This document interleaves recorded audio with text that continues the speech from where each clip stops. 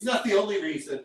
All right, it's not the only reason I drink. With that being said, for all those who are watching this today, I want to wish you all happy holidays. We're going to be talking about the 1977 The Hobbit, the American animated musical TV special.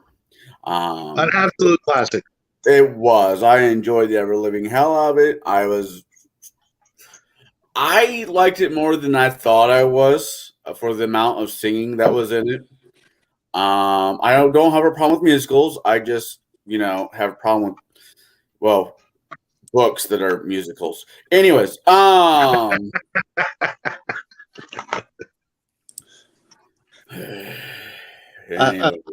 Actually, I mean, you look at it, and that was one of the things I did when I was reading the Fellowship of the Rings and things.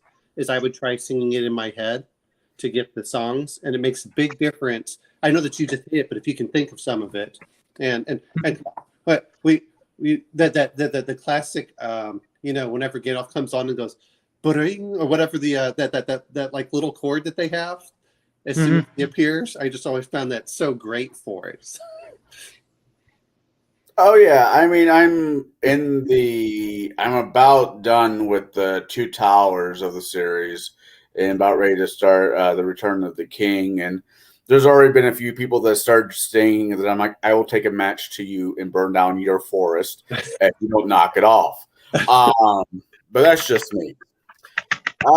So this movie, I as we're watching this movie and finding out it was a TV special, I was really fucking surprised. I figured this would have made it to the theaters because, 1977, we had The Jungle Book, Snow White, remember when Cinderella, a bunch of Disney movies. Disney movies were already out doing its thing at this juncture. And I figured this was just one of the, I know Disney does not own The Hobbit. That was actually put in his will that Disney will never own my products. I think the other problem is if you look at it, by my understanding, is Tolkien sold off the rights dirt cheap in 1969. And that's why the Tolkien estate really doesn't have control over their own property. They sold the property off, but that's why they don't have the control that they used to have for this. And that's what is kind of disappointing for it is what, especially if you look at the Burroughs estate. I mean, they had a freaking city named after them, Tarzana. Okay, that guy created a legacy that will continue on for millennia. Edgar Rice Burroughs, everything he did, he should have just looked at that as a business model. Oh my God, this guy wrote this, and boom, look what happened. Well, most of his stuff is now, not all of it, but a lot of his stuff is now public domain. Yeah, it's been over 100 years. I mean, you can get a lawyer and fight it, but after 100 years, most things go into public domain, except for the Happy Birthday song that's still owned by somebody. No. Actually, they ruled that is no longer under a copyright. Oh, really? How recent? Oh, probably 10 years or something like that. Okay, because that sounds about. Because I remember hearing about that a while ago. I'm like, really?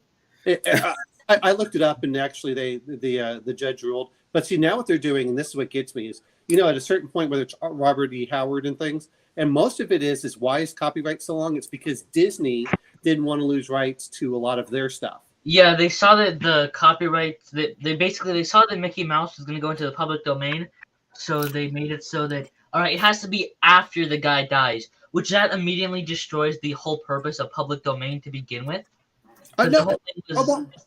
It was supposed to be, copyright used to be, I think, at the beginning, 14. Anyway, they've kept changing, but see, now Disney's going to watch themselves get screwed because it looks like they're going to lose Winnie the Pooh.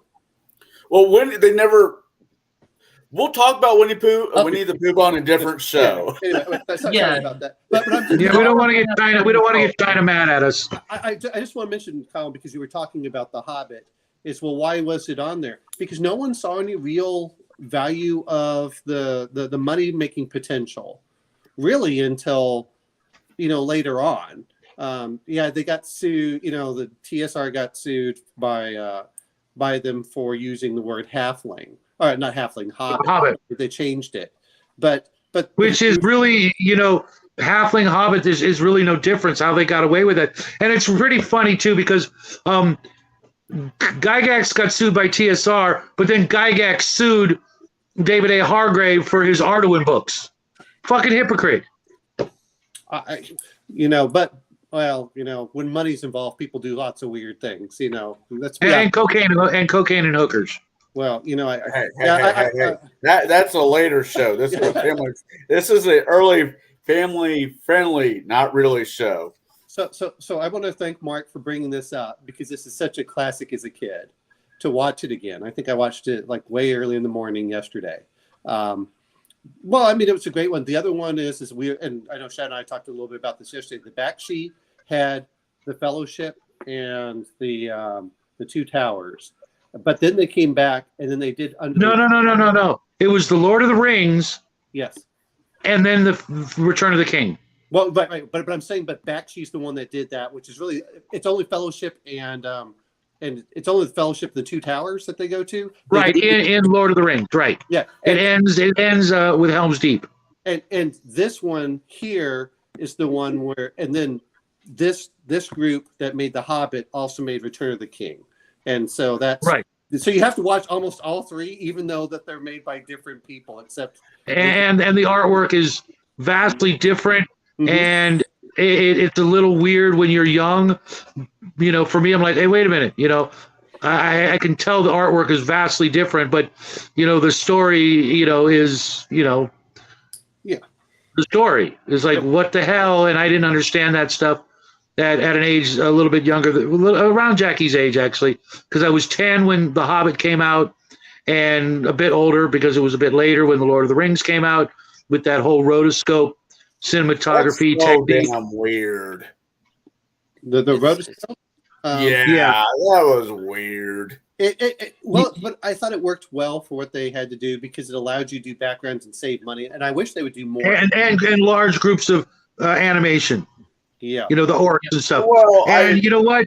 Believe it or not, sort of an adult thing, but when I was watching The Lord of the Rings at midnight at the movies, when I was older than Jack by a bit, it was a definite different experience. Literally going to the movies at midnight with a bunch of older kids than myself, because I couldn't drive, and it was an hour away. It was interesting. So Connell, this is your first time watching this, right? No. Okay. No, this is not my first. This is the first time watching it all the way through, but no, this is not my first time watching. I actually prefer this style of animation. When it comes to cartoons, it might be maybe because I'm older, but I don't appreciate a lot of the newer versions of doing cartoons. I like paper and pen cartoons. Did anybody notice the inordinate amount of detail they placed on drawing hands? No, but you're right. You're right. I didn't think about it, but yeah, the hands were very detailed. But it was like, what's the deal? Well, it's kind of funny because I know a few people that actually are professional, draw cartoonists through artists, yeah, for comic books and for other things, and they always bitch that hands and feet are the hardest things to do. And they went out of their way to show they had it down. I mean, there's several comic book heroes that we grew up reading, and the other was it? I can't remember. It wasn't Stan Lee, but it was the other guy who fucking hated doing feet. He just, I'll put them in boots. I don't do feet. How did they do Beast Man or Beast? I think that was somebody else. I don't remember when Beast came, but I see what you're saying. You just draw one great big hoop with little lines. I don't know. No. I'm joking about, but if you look at like The Simpsons, a lot of them, they either have 2 fingers and a thumb or 3 fingers and a thumb, just so they don't have to do all of the fingers. Yeah, that's that goes all the way back to Disney did that too. Yeah. My daughter, sticking on the whole hand thing, my daughter has been really into that Japanese anime Naruto, and they got the Naruto. hands down. All the hand movement shit they do, and I'm like, okay, that's they drawing fingers and whatnot. They got that shit down. But no, this style of drawing has always been my favorite. It being this movie or The Last Unicorn or Fire and Ice is a good one. No. Fire and Ice is rotoscope. But I'm not Oh, it is? Yes. Yeah, Fire Really? and Ice. It's been 40 years since I've seen it. I mean, what about Wizard? what was it? Heavy Metal. I like the way that Heavy Metal was done. I mean, Yeah, we can't watch that one yet. Jack, I blame you. No, but I mean, if you look at it, is the old, what was it? The Sword in the Stone. I agree with you. Sleepy Hollow. I actually liked the cartoons, and it wasn't until the mid '90s when they started getting enough where they started doing everything computer animated, and not again talking about age. Not saying that we were going to watch this, talking for something adult. Is look at the Spawn cartoon that HBO did and the late. Oh wow! 90s. Yeah. Yeah, I mean that was pretty awesome, and they did a really good job with that one. Anyway, and Akira, Todd McFarlane. Yeah, was fully invested in that, and he's so it's going to be good. Too bad he can't make an action figure that doesn't fall apart inside the package. That's not him. That's just bad. I don't know what that is, but that's not him. When you get your first complaint of that as a CEO, you need to fix it. So yeah. So Connell, yeah. I assume you've read The Hobbit.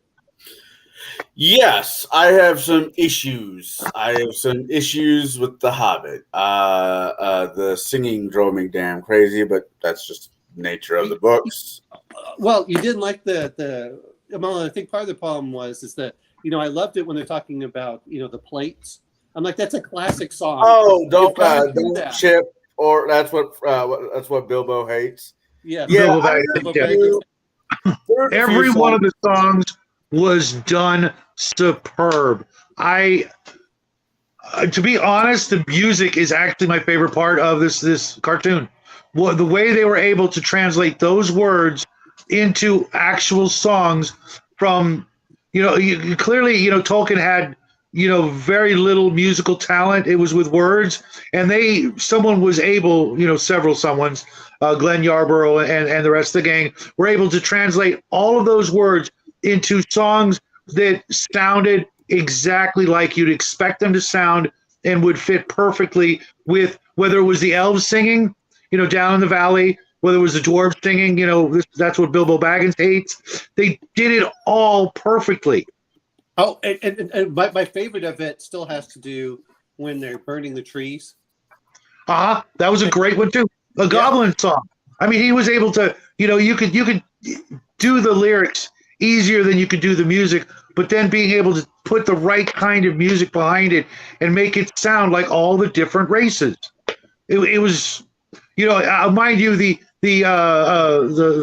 goblin song was far better than goblins would be able to write. I can't really picture them being that good at music, but it was still great. It was absolutely, every one of them was perfect. Well, we say that, but when you really look at it, and that was something that The Hobbit came out first. It wasn't that the orcs were stupid. When you look at Lord of the Rings, they were just brutal.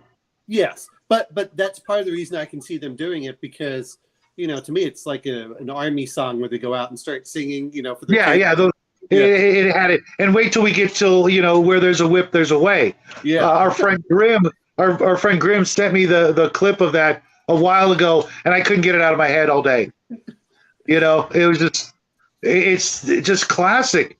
Now I think when you go back, especially like for me, because I've read Tolkien, the trilogy and the Hobbit about 20 times, but when I went through it after having heard the music, it was a different thing.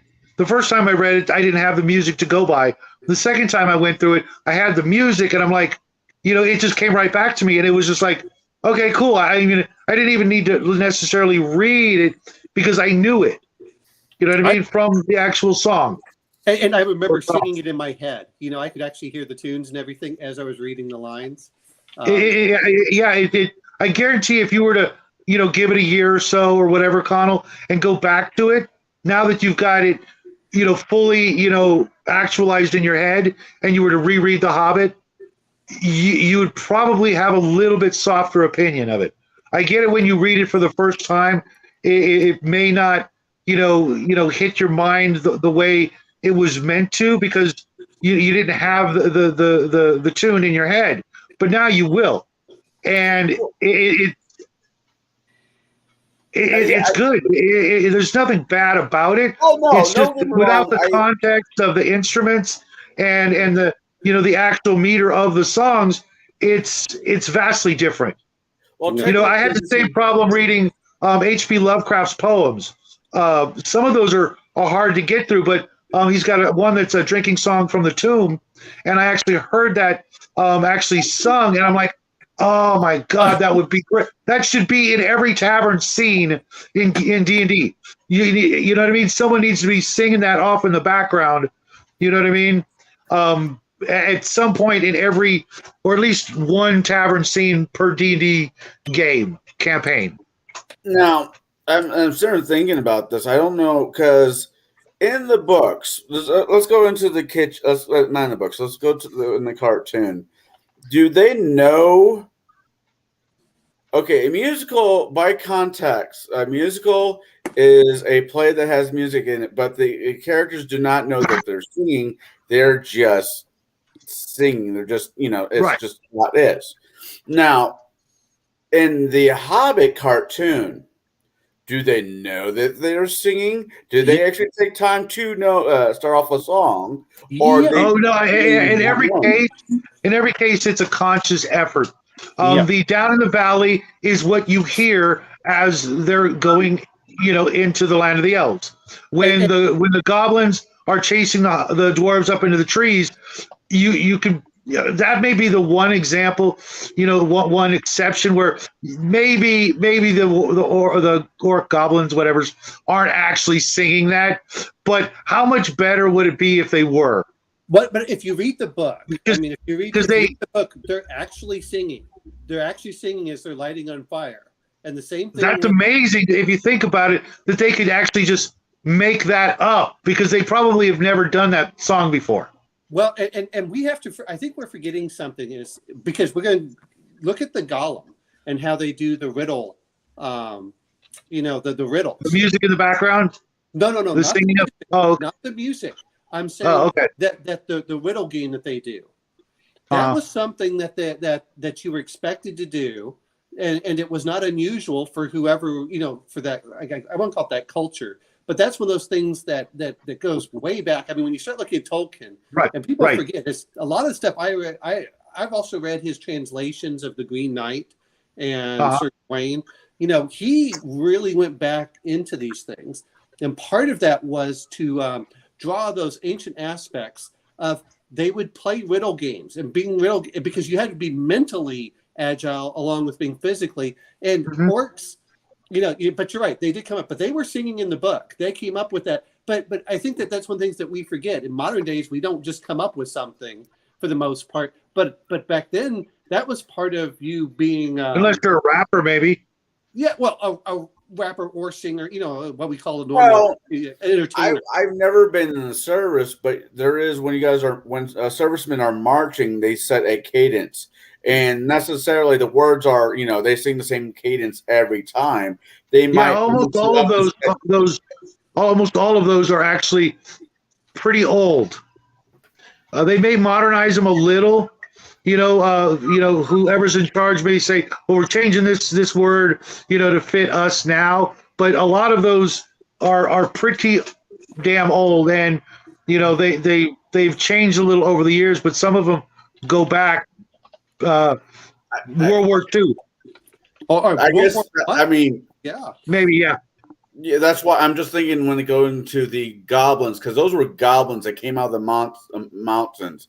Those weren't orcs; those were goblins. If I'm remembering the movie correctly. Yeah. Well, and they didn't really, by my understanding, and this later changed. And orcs and goblins were kind of synonymous, and it's only later they started separating them, which I'm okay with. You know, that could just be a cultural thing, but I think part of it is, and I'm going to mention this because you can tell that Tolkien really evolved. Look at how the dwarves are represented in the movie at the beginning. Very spritish. Yeah, they look like very gnomic. Yeah, very gnomic. Yeah. Especially the Balin with the glasses, I think. You know, that was a very gnome trait. But look at the beard; they're bald on top for their head. You know, the hat. And the other part that gets me is they're almost completely incompetent in combat until the very end.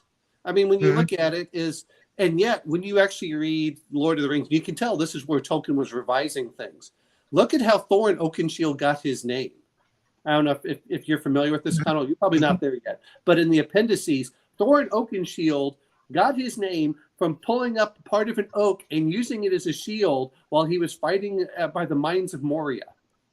I've seen that. I mean, I saw The Hobbit, the movie. Sure. The more recent update. Oh, that's so good.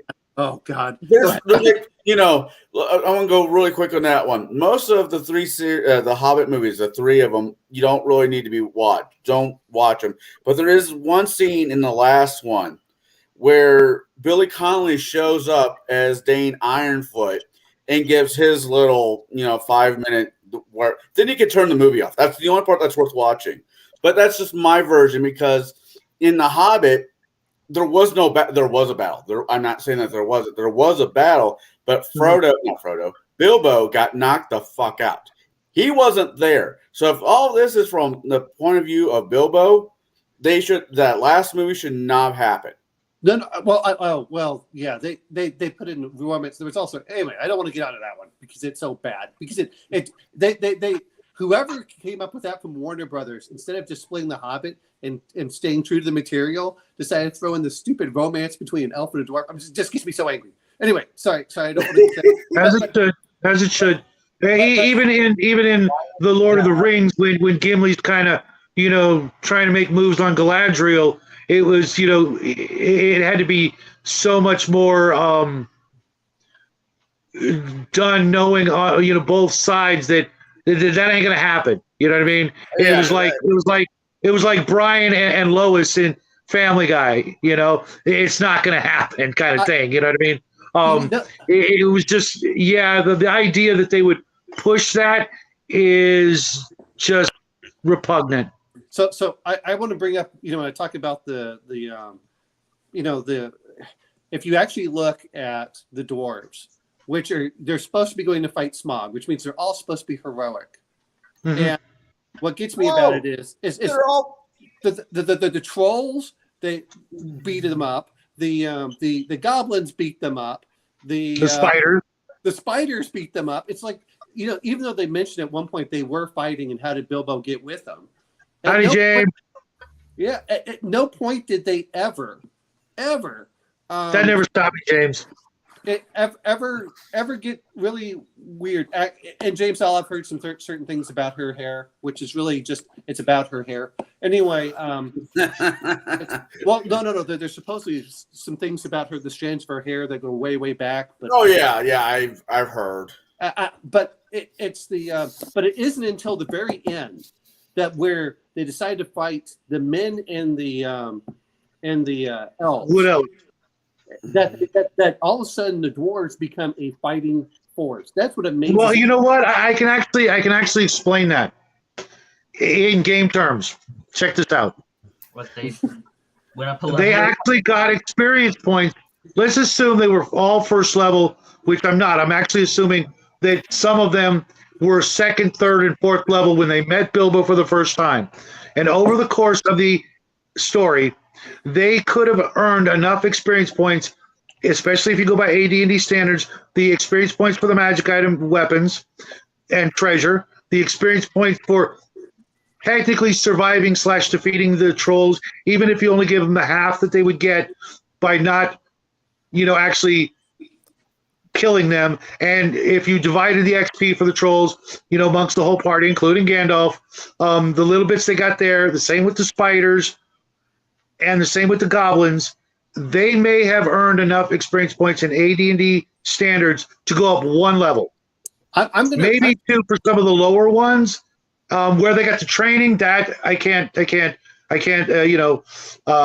wave that. But they could have technically got enough experience points to get like a level each, which would have in AD&D standards put them at like second, third to fifth level, let's say, against 0 hit die monsters. I'm going to bring up a little bit different here because this is why I said this is where Tolkien changed things up. Thorin Oakenshield, if you really look at how he kind of retconned the Hobbit, Thorin Oakenshield was a major hero. That was what gets me. And in fact, they all generally were kind of heroes. They weren't first level like they're portrayed in the Hobbit. They were probably 4th through 7th. I mean, Thorin Oakenshield when he fought the orcs in the mines of Moria. Yeah, I would probably put him at 7th, knowing what we know. But for me, because in AD&D, I know this is a weeds thing, but in AD&D, a fighter gets 1 attack per level per round against less than 1 hit die monsters, which some of those goblins, if they were actually goblins, could have qualified as well as the wood elves, which could be 2, 3, 4, even 7 attacks a melee round against those foes, which is amazing if you think about it. But I know that's all after the fact, but that's how I would run it if I was like going to run a D&D game of The Hobbit. That's what I would do. But I'm saying and this is what I'm trying to come out to is it's so funny seeing on how both Tolkien evolved and versus the books. Trolls, okay, that was fine. They couldn't fight the trolls. Apparently they did fight the goblins, but that's after they got captured because they barely put up a fight. And what's interesting is, and we're going to talking about this, is notice that the goblins did not immediately kill them. That was they captured them and then said what is going on, and then they kind of put them on trial in front of the goblin king. Now, here's the thing. Here's my bone of attentions. After reading the book and watching the live action version of The Hobbit, because unfortunately, it's still in the air of the conversation. It might be there. It might not want to talk about it, but it's still there. This one, the anime, I loved it for what it was, but it did not feel like The Hobbit, my variation of what Hobbit would have been in my life. Why do I want to keep calling him Frodo? Bilbo in the anime, Bilbo did all the heavy lifting in the entire cartoon. He was in the book. He did in the book too. Yeah, which I'm fine with. I'm fine with him doing the heavy lifting. I don't mind that one because he got the ring from Gollum. He had a not unfair advantage on everybody else, but he had an advantage on everybody else, especially when it came to the spiders and a few other things. I don't have a problem with that. I didn't have a problem with that in the anime series. I don't have a problem with that in the book. I didn't really have a problem with that in the live action one. I'm with you, Owen, now on these dwarfs in the movie was an insult, in my opinion. In my opinion, these dwarfs were an insult to Tolkien's dwarfs. They had, it's easily explained with one. Well, let me finish. Okay, let me finish. Now, going to. I loved how the dwarfs were in the book. In the books, they're ready to kick ass and chew bubblegum, and they're all out bubblegum. The cartoon, well, we'll just push him. He can do everything. He can do everything. In the live action movie, we don't fucking need him. And that's kind of what, in my opinion, that's what dwarfs kind of were. They're stubborn. They know the run and right way for every solution. They don't need a unknown hobbit, in their fucking way. So I'm going to bring this up because I want to leave the 2000 or the whatever the most recent trilogy of movies out. I really enjoyed how all of a sudden Bilbo and Gandalf met at the very beginning. They really cut off a lot of that because in the book, it was a humorous thing where You know, he's like, Good day. The this- whole good day. Yeah. They Yeah, should have left that in. I say that, but you know, we're looking at the time when they wanted to make one movie when they really should have been making a 2-hour special or 2.5-hour special. And A mini series. Just make it a short-lived mini series. Well, here's the thing I was trying to say earlier, because we're going to get way past it and it won't make any sense. Yeah. The original cartoon was meant for children, as was the book, to be a fairy tale story. When you saw, my son was like asking me about the spiders, why they did that spinny thing when he killed them. Because they could not go into the violence, which they had to tone down. Well, you can finish this, but I want to clarify what I actually asked. They had to tone down certain things to make it as kid-friendly as possible, even though Tolkien was already doing that in the original book, making it a children's story meant to be read to children before bedtime. That's why the cartoon and the dwarves were so inept. Now, there was also a little bit of prophecy involved in the whole story. Gandalf knew what Bilbo was going to be capable of. That's why he was there. Just like with the map and the thrush and that prophecy on the map, there was prophecy in the story that everybody seems to kind of forget, because that was their version of the equivalent of like religion, because there's no clerics in the whole story. And that was it. Now, wait a minute. Can I bring up one other point? Because we're all kind of forgetting. Who wrote The Hobbit? If you go by technically, it's supposed to be autobiographical. And who wrote the? Bilbo wrote it. Bilbo wrote it. So how is he? So you know, while we can complain about the dwarves, because the dwarves seem pretty inept in the book as well. You know, if you're the one writing the story, you can make your surrounding characters do whatever. Yeah, that's a good point, Holman. You know, he might have. You know, that was his way of getting back at him for shoving him in all those situations when they were supposedly, you know, sturdy, tough, you know, fierce dwarves, and they're pushing him first into the dragon cave after he'd already saved their bacon, you know, three times. Can I bring this up? Because More times. I was playing a medieval version of, I think we were playing the equivalent of Mage, so the old White Wolf, and I had a friend that was a mage and one that was a super duper fighter, and the super duper fighter was bullying up my mage, or not my mage, but my because I was the DM. He was bullying up my friend's mage. Well, my friend had linguistics, and so he was writing everything in the story to make his friend the cowardly one, or you know, oh, so and so hid behind this. Everything he wrote did not match what actually happened in the game. But it doesn't matter. The person writing is the one that determines on how the story goes. And I think that's only in retrospect do I realize, you know what? That's a way of going back and saying the dwarves were not inept. Bilbo just blustered himself up to make himself seem a lot more important than he really was. So we don't know how much of it is technically true and how. Yeah, that's a actually tremendous way of looking at it.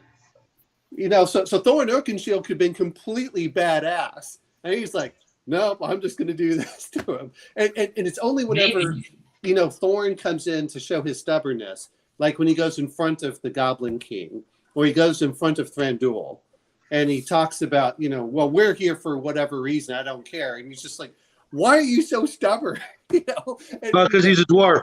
That's they bleed stubborn. Well, exactly. And I think that's part of the, that's the great thing about dwarves is I was reading some of the stuff from the Silmarillion. Not that I've read the Silmarillion, but when they're referencing. Wow, you're a brave man. Well, no, I can never get through it. It was so boring. Anyway, but the Silmarillion is when they're talking about the dwarves were the ones that were resistant to fire. The dwarves were this, and they're the ones that killed off the first dragon. And that's, I think it's the first. Anyway, but they were the heroes in certain ways. When men and elves fell back from the fire, the dwarves were the ones that could withstand it. And I always thought that was interesting from that perspective. So, the dwarves that Tolkien wrote later on in Lord of the Rings were drastically different than the ones he wrote in The Hobbit. But I actually think that they did get very much in there. Anyway, sorry, Conlon, I'm taking over your discussion for some of this. But It's all right. I was actually going to wait for a pause. Let the little guy, he wanted to say something. Jack, What? you wanted to say something. When? He's just happy to When be I, here, when I Shadow. was talking about the spiders, Oh, I think. yeah. I didn't ask why they. I could get the fact they didn't want to show anyone dying. I could get that. I could make that out. But what I was confused about was the fact that they couldn't show spiders dying, but they could show a bunch of other people dying. They could show the dragon. They could show the dwarves. Yeah, people They could could die. show the goblins and wolves getting dropped by the eagles. Yeah, like dogs, people, dragons. You can show them dying all you want, but a big spider, that's too much. I think it's because the spider talked. If the spider didn't The talk, humans talked. The dwarves, well, not humans, but the dwarves, they talked. No, I understand. What I'm saying is that when you actually look at some of it, there's some weird things that go on depending on how close it is. But you're right. At the end of the film, where they show the battlefield and there's all the dead. Yeah. You know that, but I think that's also important. Now, I did hear, which I thought was interesting, is that anyone that's actually watched Gargoyles, is they have sensors, and the weird things the sensors would allow them to do and would not allow them to do. Yeah. And sometimes like, well, you can't show this, but you can show someone else. And like, that's so much worse than than stabbing him. It was like the guy grabs the orb and it like, his whole face burns apart. That's okay, but I can't show someone stabbing another person. I guess because it's magic. If it's magic and it can't be real, that's okay. But if it's like an actual sword where you could stab someone, that wasn't. So that may be part of it. Hey, real quick, Jack. I noticed a while ago your icon. What is that? I mean, it looks like someone holding a ring on a chain. Is that what I'm seeing? No, it's that thing that I made. Really? Because it looks like a hobbit. Okay. Because it doesn't it look like someone holding the ring on a chain on a necklace? I see the crab claw, and I'm not sure what the thing is with the eye. Oh, okay. Crab claw. Okay, because I'm seeing the thing on the left being like a hand, like fiddling with the ring on a chain, and I'm like, nice, but that's not what it is. Okay. Now I'm old. I want to get Mark's opinion on the things that we talked about because he's been awful quiet. Did you like? I mean, what did you think of the cartoon? I mean, this is I mean, I just got all the feels for this movie. I mean, we didn't when I was a kid. We had that, and we had whatever thing we could record off of TV because Mom wouldn't let us see the R-rated fantasy movies when they were at the movie theater. So we had to get the edited versions off of TV and that. But yeah, we wore this when we had this on tape or whatever. And I think we probably just had a tape version that we got off of TV. I mean, we wore it out. We lived and breathed this movie. This was one of our. You're right. It was a big deal when this came on. This was like not even a once a year thing like The Wizard of Oz. This was like, you are being blessed by the gods. You better get to your TV because we won't show it again for, we don't even know. We don't even have any plans of showing it again. This is the one time, it was literally like that. The same way with like heavy metal. It was on TV literally like, I want to say like 3 times before it was eventually, okay to put on DVD or I should say a VHS. And even that was hard. I actually have a bootleg copy of heavy metal somewhere from the time when that was the only way you could get it. And we're talking about the Cinemax, and I don't know about you, Shadow, but I remember they were so expensive to get VHS tapes. We were looking at now, but I mean they were what, $50 or $60? No, I mean it was $50 or $60 until they started putting that commercial at the beginning, and then it dropped to $30. And as much as we talk about prices going up, man, DVDs are relatively cheap. I finally watched John Carter on your recommendation. I got that for $10, new. Oh yeah, and it was awesome, wasn't it? It really bothers me about Disney and how much they screwed things up. Why can't you just follow the damn book? I mean, at least, I can talk about the stuff about The Hobbit where they cut stuff out, but they followed the damn book. Okay, Stop trying to stop trying to rewrite everything. You're not better writers than these. If you were, Well, you don't even get me started. Disney went out of their way to make that fail. That was a small thing in comparison compared to what they were trying to do, which was, fulfill their obligation and break even, but never, ever, ever make a penny more and never let it be successful. For fear of interfering with Star Wars and Marvel at the time. I'm done with my little rant because I don't know if it was intentional, if it was just they didn't care. Yeah, what got me about the whole thing was 100% intentional. There was no marketing whatsoever and no products whatsoever. They're going to make a movie like that and not capitalize on the toy industry? I think not. I know. It's so clever. Anyway, sorry. That's going back to the Hobbit.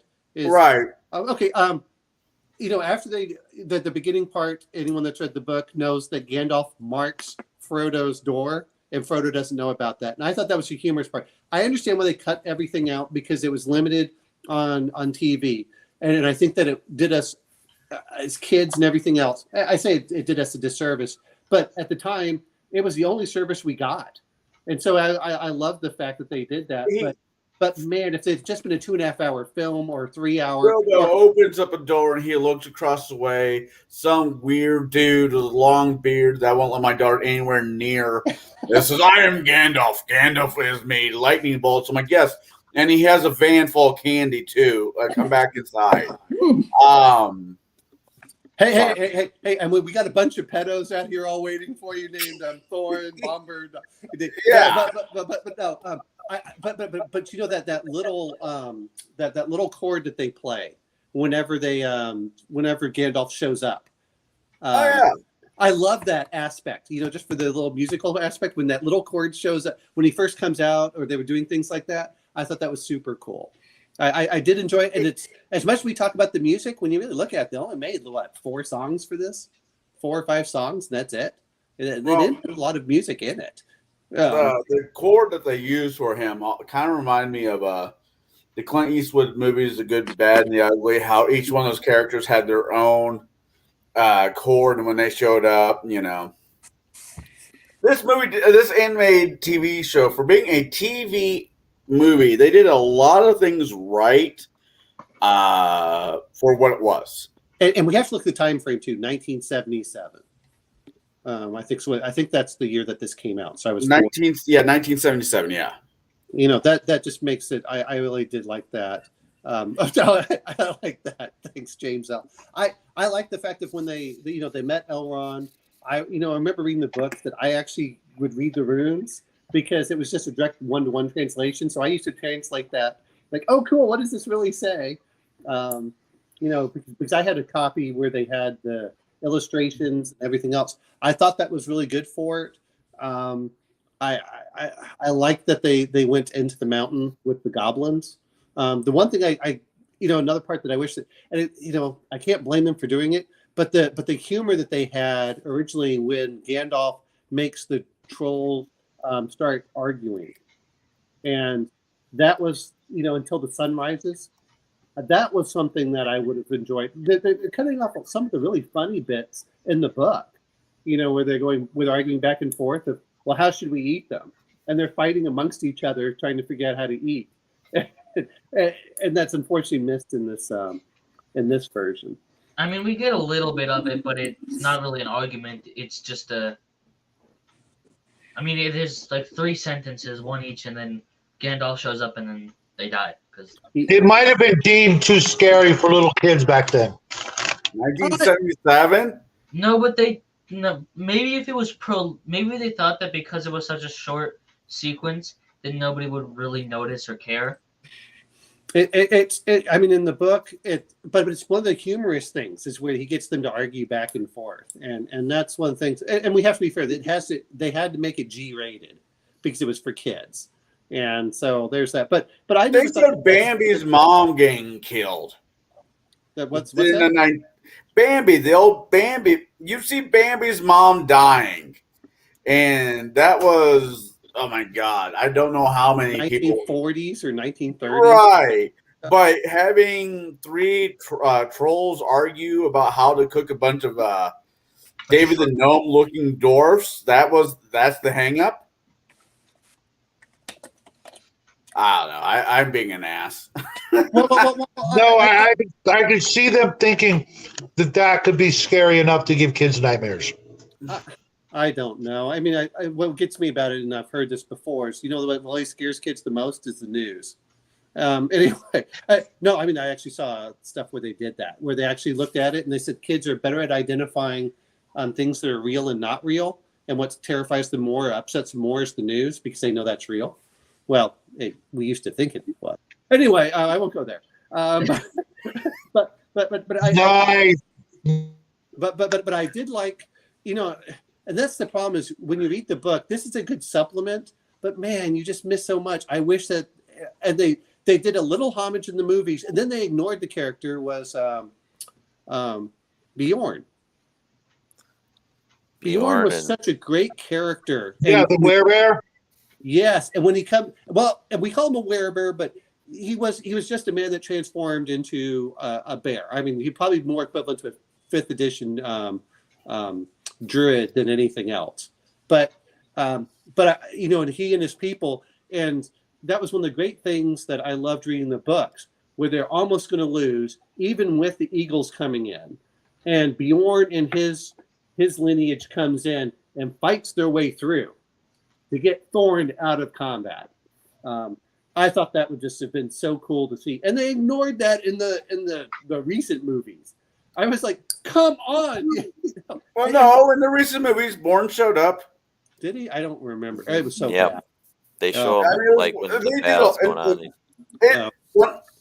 Then with the live action movies they get, it's one of those scenarios. As much as they got right, they got wrong. Yeah. They had you guys talking about the whole 5-minute introductory between Gandalf and Bilbo. They did that in the movie, and they did, like I said, they did a lot right, but also a lot wrong. Where this movie was, okay, we have an hour or however long this movie is to put on TV. Good. Where can we cut the corners at? Oh no, I'm not blaming them for what did it. I just felt, oh man, this is the reason that I like the book. Is it adds in and fleshes everything out, the little humorous parts, everything else. I actually thought the first part of the Hobbit movie was fine. It's when they had to pad in the rest of it to fill in a 3-hour movie. I'm like, no, there isn't enough in the book. You did Lord of the Rings in 4 hours for each book, effectively, but you try and do 12 out of the Hobbit. Come on, those were also smaller. The Hobbit was also a shorter book than the Fellowship and everything else. Oh god, yeah. Well, the Hobbit actually also got changed. Yeah. The original editions, Gollum willingly gave Bilbo the ring. It wasn't until the reversion of the Hobbit where, oh crap, we need that ring to be a little bit more important than what it was in the original. Then it's When was that? Because I've got a pretty old freaking copy of the Hobbit. The very, very first, because I ran into this before and I didn't believe it either.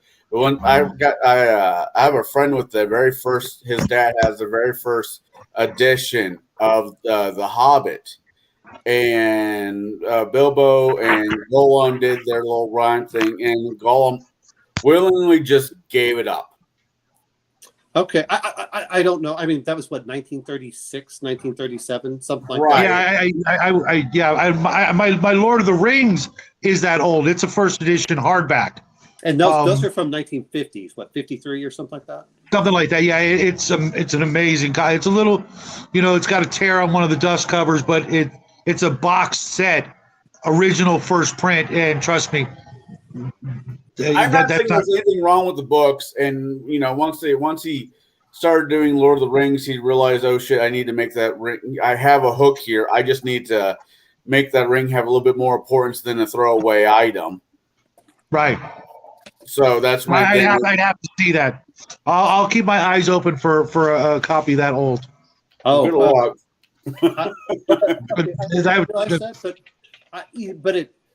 Speaking of which, now we're getting a little bit onto Gollum. Look at all the, and we have to give credit for Tolkien being so good with words. The riddle games, the barrel rider, when he goes with Smaug, he goes over that. He does such a good job with the words that they're talking about. Well, a lot of those riddles were actually much older than the book. However, the whole barrel writing scene, that whole everything that led up to that was one of my favorite parts. That was just so ingenious the way he tied it all together to get them to be able to escape. You know, that's a jailbreak of epic proportions. That was, but I meant, for Smog, that was all new. Everything he wrote for Smog, and what Bilbo, when they're having that interaction, I really loved that aspect. And that's one of the reasons that, when we talk about some of the stuff for D&D, players don't seem to talk as well. At least the new version, they don't talk as much as they did. And this is, oh well, there's a dragon, we'll fight it. Not, hey, you go sneak in, and while you're there, let me talk to you. And he's like, burglar, and that's some of the great words. Some of the best dialogue in the book is that interaction between the two. And while we're on that topic, let's not next time we do a dragon encounter in our games, let's harken back to that mountain of gold that they, even though they're dwarves, they could slide down it like it was a freaking snowy hill. Okay, I've looked at some recent editions of suitable treasure in even second edition. Went, that's too much. There's no such thing as too much in a dragon horde. Yeah, okay. The gold's on top, the copper and the silver underneath, making it, fluffing it up a bit. But still, you should be talking tens of thousands of gold coins. Otherwise, don't put the dragon in there. That's just insulting. I'm sorry, what was that, Jeff? You shouldn't just put gold there for the sake of there being gold there. The power and age of the dragon should be, like, the amount of gold that a dragon has should be a way of telling how powerful and old that dragon is. Like the rings of Absolutely. I'm not talking, anything other than an ancient red, but people really shouldn't, that guy, right there. The ancient red guy, right there.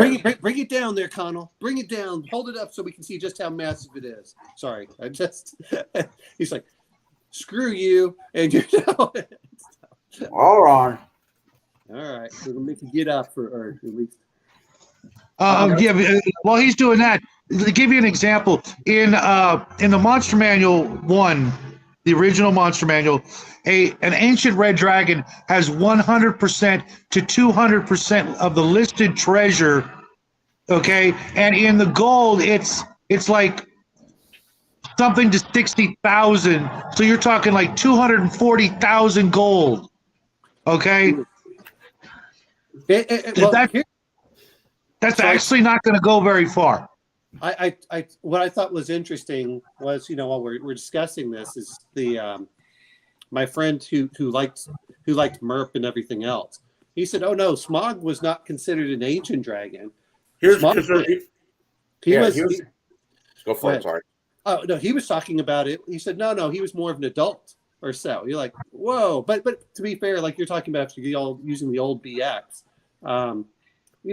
even 50 hit points was more than enough to blast players to almost nothing. An ancient red in AD&D would have a maximum of 88. In second edition, it was more like 140. Okay. Yeah. Well, it's a huge difference in the two editions when it comes to that, which sucked because nothing else changed. They made everything harder and less rewarding than first edition. Okay, first of all, Smog wasn't. Smog was in the token lore considered a small dragon. He was the smallest of all the dragons. Yeah. Well, I think he was still considered one of the great dragons, but yeah, he was not. But as far as the famous dragons, yeah, he was definitely, as the name dragons, he was one of the smaller ones, definitely. He was right. He was referred to as a drake at one time by Thorne, I believe. Yeah. A fire drake. I mean, to me, I had that problem with when they were describing the dragons from was it Game of Thrones? I'm like, those are not dragons; those are drakes. Dragons have 4 limbs, not back legs and wings. That's the wyvern. Yeah, and that's what Smog was. I mean, that's how they described what. I think that's how they describe Smog. I thought that. Well, there's a lot of different things, and like everything else is D&D started separating all these things when they're just synonyms depending on the culture you get. Right. Mhm. You know, But let's not also forget, check this out. I was just thinking about it. The original Dungeons and Dragons came out what year? Like 73, 74 for the white box. 74. a mere 3 years later, The Hobbit came out, and that is probably what drove D&D more than anything else into the mainstream. That cartoon gave Dungeons and Dragons the biggest boost in proportions that it's ever had up until recent times. It just blew it into everybody's understanding. Well, and my grandmother read Lord of the Rings in the 1960s. And you wouldn't think that she was the person that would read those kind of books. And she said, oh, they were great. She loved them. And look at the sales. I mean, when you talk about international sales, with the exception of Tarzan. Of the Bible. And Tarzan. Yeah, well, I mean, but it went through all the literary aspects. It went through all stratifications. A lot of people wouldn't read Tarzan because, that's just pulp. I don't read that stuff. And that's what I'm referring to. And that's, but yeah, I mean, when you look at the dragon, like you said, is what I love about Smaug is that he was intelligent. He was the base, like you were talking about, where they did D&D. Oh, they could cast spells, or they're highly intelligent. You know, they took that off because I think did they even have Colors of Dragons in the original white box? I thought it was just like dragon. I honestly am not sure. I have a copy. Sorry, guys. I could look it up, but I don't recall that being the case. And you know, we're talking about the impact it had. That one had so much, and not only was it. Look at the 6 years that came out. Just in that time frame, you had Return of the King, you had the Lord of the Rings, you had this one, you had what? The Sword and the Sorcerer, Excalibur, Conan. I mean, they had the huge amount of sword and sorcery in that 6 years. Lady Hawk, The Last Unicorn. Yeah, Fire and Ice. Fire and Ice. Wizard. Yep, Wizards. But just in that early 6 years, I think up until like 82 or so, they had so much of that really pushed the D&D, and you can see it in the influence of when they were constructing it. But yeah, but you know, the way that he has with the words, and the fact that they start parlaying with everyone. The orcs talk, and it's only when they find that they have the Glamdring and Orcrist, that also they're like, wait a minute, this is your slayers. You're not just people wandering through where we can figure out what to do with you. That was a big part of it. Even though Thorin Oakenshield, again, when you retcon it back, Thorin Oakenshield was well known by the orcs and dwarves, and they hated him. I'm sorry. But he was well known by the orcs after the Battle of Moria, which happened, what was it, 50 or 60 years before The Hobbit? It was something. Yeah. And Right. And so, you know, for him doing that, it's what kind of amazes me. And like you're talking about, the other part is not that we do it in our games necessarily. What was the complaint that they had was because the dwarves had so much wealth from Erebor, the Lonely Mountain. They had so much wealth. That's what drew the dragon in. He knew that there was enough wealth there, and that's what brought him. And of course, then they were forced out of their home for that. And then they tried going to Moria. That didn't work out, and only then did it say, "Okay, we're going to homeland." So I like that aspect in there. I love hearing about, and then Bilbo getting separated, and then he does talk about how they had to fight their way out. Well, there were a hell of a lot of goblins in there, and which meant that the dwarves were pretty decent fighters when it at least came to fighting goblins. And apparently, they couldn't fight trolls worth a damn, but they could fight off the goblins. So. Right, and there were no scenes of wounds or bandages until the very end of the movie, which I want to say some things about the end of the movie, but we're not there yet.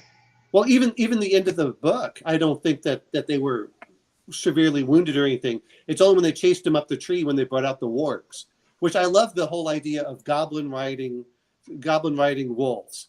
I think that was a great idea by Tolkien to bring that out because I don't know, anyone else familiar with any other fans that did that before? There's a lot of literature before Tolkien where they've used wolves as the villain of some sort or as a tool of the villain, and I've never actually been fond of that concept personally, just because I like wolves, and why are right? we But using... it does make a bit of sense that with the domestication of wolves to dogs, that the wolves would still have a little bit of that understanding that these humanoids would provide them with easy meals and warmth and things like that, to where goblins / orcs would easily make them domesticated as riding mounts with all the I food. get it.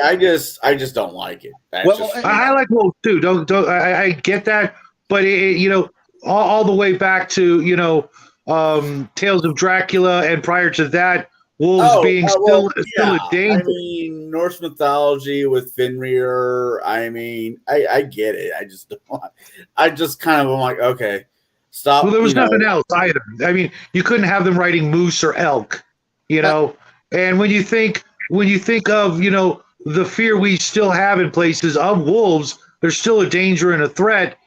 Oh yeah. Coupling those two threats together, you now have the equivalent, of cavalry for these humanoids that are already a menace. Now you give them equal footing when it comes to mounted combat. It was, it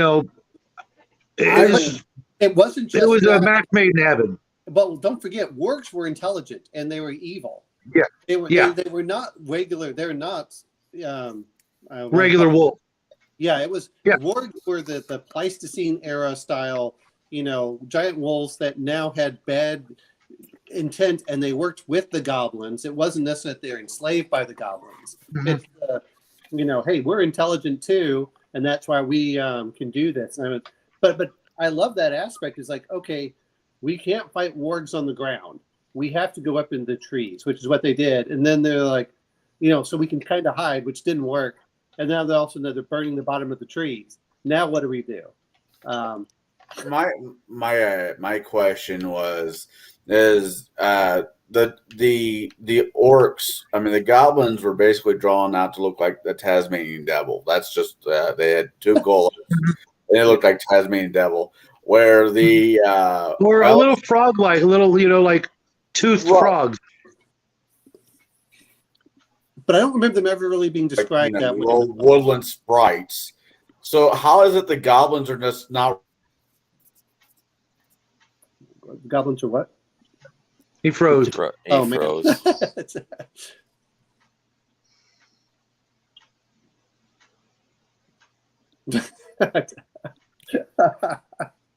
You're right there, Connell?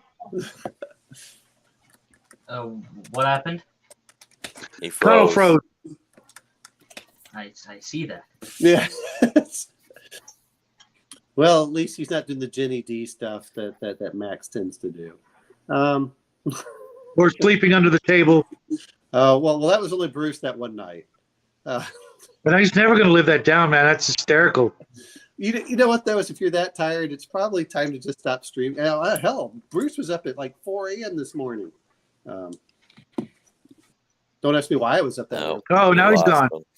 So welcome back to the Mark Show. Yeah.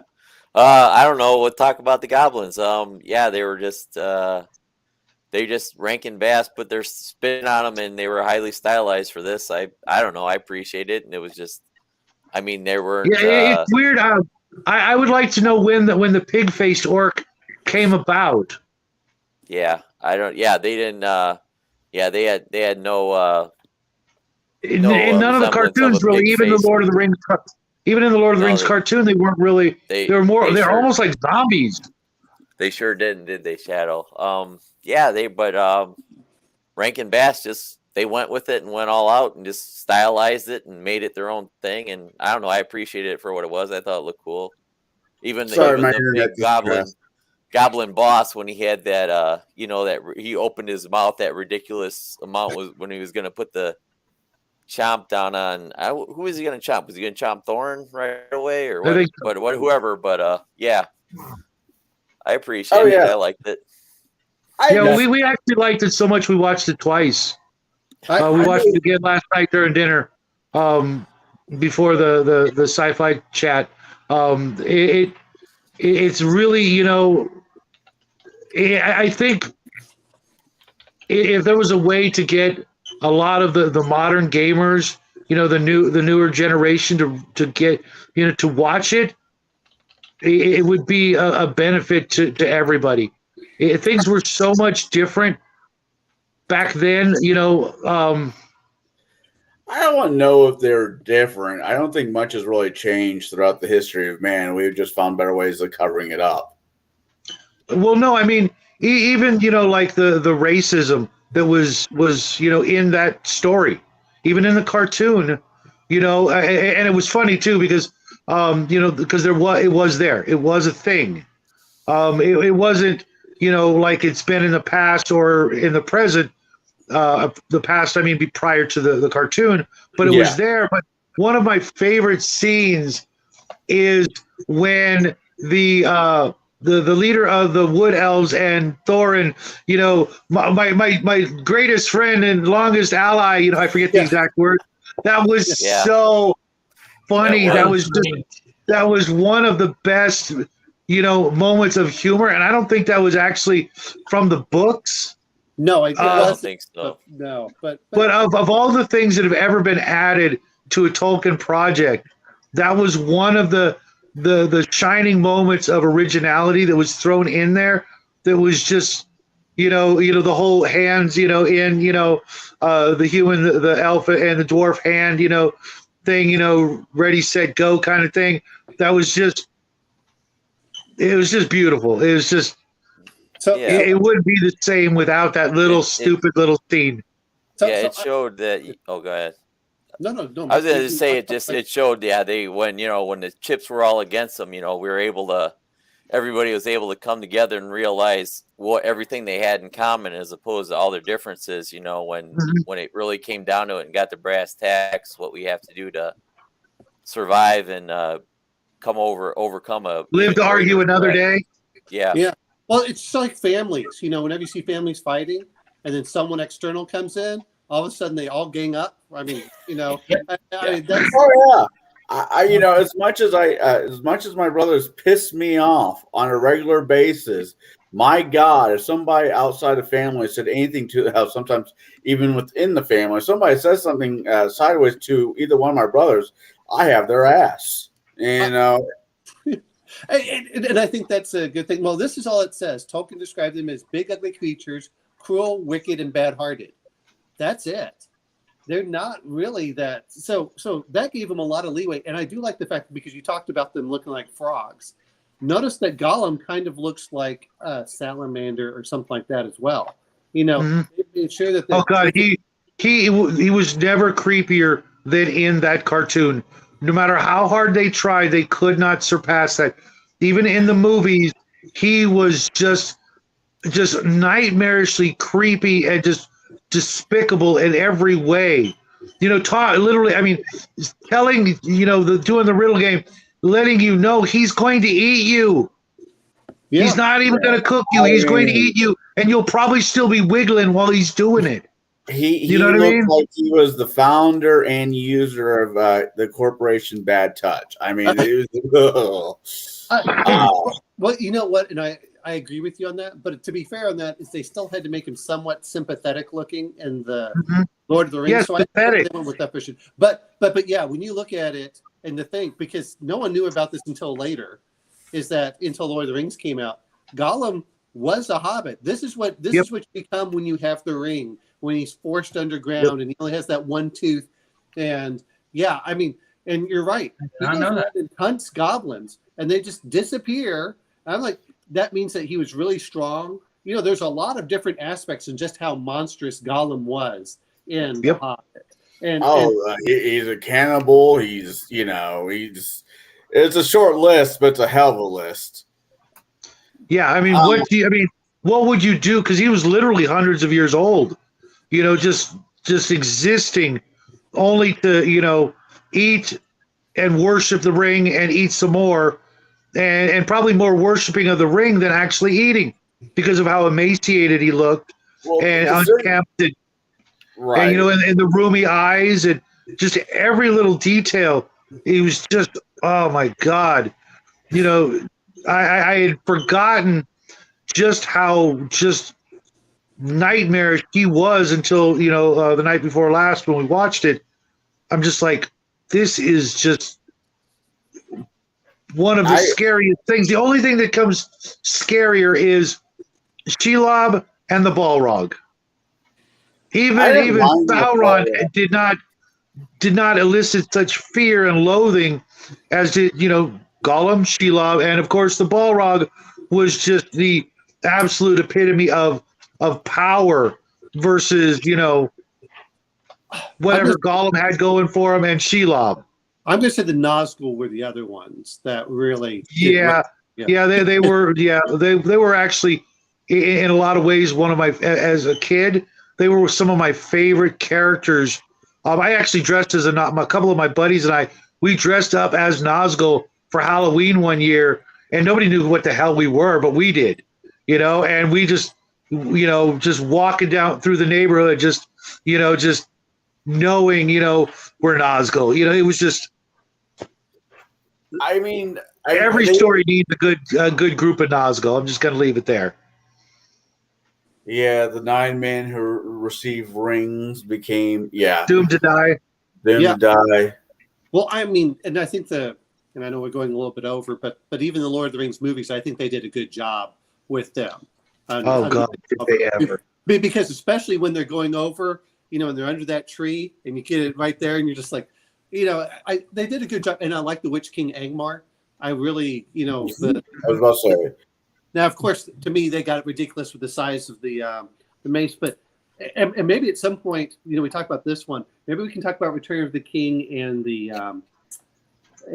cartoon that they had for that one, because there were some things I like about that one that I liked better than the live action movies. But I and speaking of which, I'm going to bring up one little thing. How great is John Huston with his voice as Gandalf? Oh, the guy who was the voiced him. All the voices, yeah. all Sean Bean was incredible. Oh my God, as Bilbo, he was absolutely incredible. Who was Sean Bean? Orson Bean, I think it was. Orson Bean, yeah, it's Orson Bean. Hold on, I'm looking at the cast now. Okay. Orson Bean. Sean Bean, imagine that, right? What? One simply doesn't walk into. Never mind. Yeah, but that's kind of what they. Yeah, and this is a quote from my favorite novel. One of my favorite series of novels that where Lord of the Rings is brought up. The one does not simply walk into Mordor. Well, Frodo, Sam, and Gollum kind of just did, but it wasn't simply. I mean, that was the thing that he was talking about. That's a classic adventure. That was on their freaking bellies. They slinked in there like snakes. Oh, and they suffered every rock and pebble. I'm not saying I'm not saying that they didn't have a rough go at it. Yeah. But they walked in. There was no hassling by the guards. There was no nothing. They just walked literally right in. See, I think even the word "walked" is misplaced. They crawled. I mean, that's because by the time they got to Mordor, they were literally crawling. Every inch of that journey was agonizing. Was damn near halfway possessed by the ring at that. Yeah, it was almost a little Hobbit raid. The only reason they could get in was because of Gollum, because Gollum had traversed through the marshes. That was one, and then he had found the secret stair. That's the only way. Yeah, that led him to that big ass spider. Well, Well, we only know that after the fact, but let's be honest, is if they didn't know about that secret stair, they would have never gotten into Mordor because the Black Gate was closed to them. And, all the normal ways in. And it was only the secret stair that allowed them to get up there, which I find very interesting. Since we're talking about Tolkien and all things Tolkien, which I don't have a problem with, I really don't, because this is, as much as the books and movies drive me up the fucking wall. I mean, I there's a line from Clerks 2 where the Lord of the Rings is so damn boring, even the trees got up and walked away. Right, but that was a line from people who never played a minute of Dungeons and Dragons and had no, love for the fact that if it wasn't for Tolkien, we wouldn't even be here talking. Every know about that. He wasn't the grandfather, the great grandfather of fantasy novels. There was no, he wasn't. But he was the man who brought it to the mainstream instead of just on dusty library shelves. Trust me, even growing up in the 70s, I couldn't find anybody who had even read the book. Okay, The Hobbit, let alone the other ones. Even though it was 1970, let's say 78, I couldn't find anybody anywhere I went that knew a damn thing about it. And after The Hobbit, that's when I discovered Dungeons and Dragons. Right. And if it wasn't for all of those things happening the way they did, I don't know that Dungeons and Dragons would have taken off the way it did. It might have. It would have taken a lot longer, and it could have easily failed. I'm going to mention one thing though, is because my mother read it, and then my grandmother read it in the '60s, and it really blew up there. I mean, it did really, really well from that aspect in the 1960s. But Tolkien died in what, 73? No, I thought he died later. No, I think it was the year I was born. It was 73. Yeah. And he sold the rights off in 69 because fantasy was not a huge thing. It's just like, as much as people talk about Star Trek, they all wanted to do Westerns because they're like, oh, it's not believable. It wasn't until if you think about it, then that's even more. Think about this. If Tolkien died in 73, what happened a year later? What was the year later for that? Was that Silmarillion? OD&D. Oh yeah, old D&D. Well, exactly. Yeah. I'm betting that when Gygax and Arneson heard that their beloved favorite writer passed away, that could have literally lit the fire under their ass to be like, let's make it not end. I'm going to bring up one other thing though, is when you look at it and the battles that went on. Look, he was a war gamer. They all did the war gaming. What is the biggest fantasy war game or biggest fantasy battles you can think of that predated them? Because they also did John Carter of Mars. Yep, and I have a copy of it. Well, yeah, but I'm saying Tolkien. If you actually go read the White Book or the White Box, he has like green men and stuff like this, and they're referring to Edgar Rice Burroughs. I mean, when you read that stuff, and I think that when you want to do big giant battles, you're like, hey guys, we have this great, because they were all nerds. We all know that they read all the books. They use the language very similar to what Tolkien would do. They even the writing, as much as people talk about, oh, it's high Gygaxian. He was writing to college students who had all probably read the books. They all had this, and that's who generally has the money too. I'd say somewhat, but they're all upper middle class, usually going to college, and they're all going in there. There's just so many great things that it said, let's recreate the Battle of the Five Armies. The Five Armies, right. Let's recreate Minas Tirith. And they're like, well, we already have all these rules. We just need elves. And like you said, he got sued for hobbits. So he changed a few things. And that made him kind of bitter towards Tolkien. Is after he got sued for, like, come on, Gygax. Hobbits and treants. Yeah, well, he changed the name just enough just so they would leave him alone. And he wasn't selling huge amounts when you think about it. He sold what, 20,000 copies or something, and they came after him. That's what's interesting. They came after him for that. And mind you, that wasn't Tolkien himself coming after him. That was the estate thinking, hey, we just inherited this from our dead grandfather or our father. After his passing, and a year after his passing, this company comes up with this thing.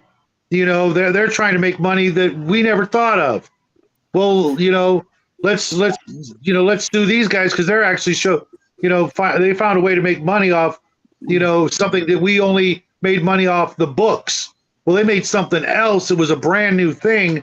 The whole idea of role-playing games, I don't know of one that was prior to original D&D.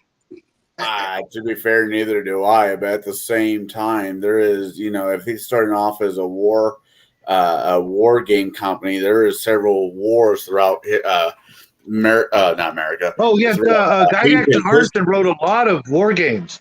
They did. There's a lot of ancient wars throughout practice. history.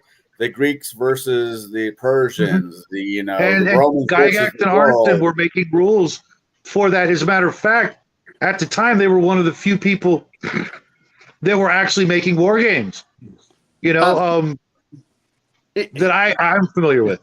Well, there was Avalon Hill, which did their stuff, but no, you're right. Well, if you go look at the old white box, it actually references go use the chainmail rules if you want to do combats, and it also mentions using one of the old World War II, fighter airplane games that they had out there to represent, and that's how you were supposed to do combat between flying mounts.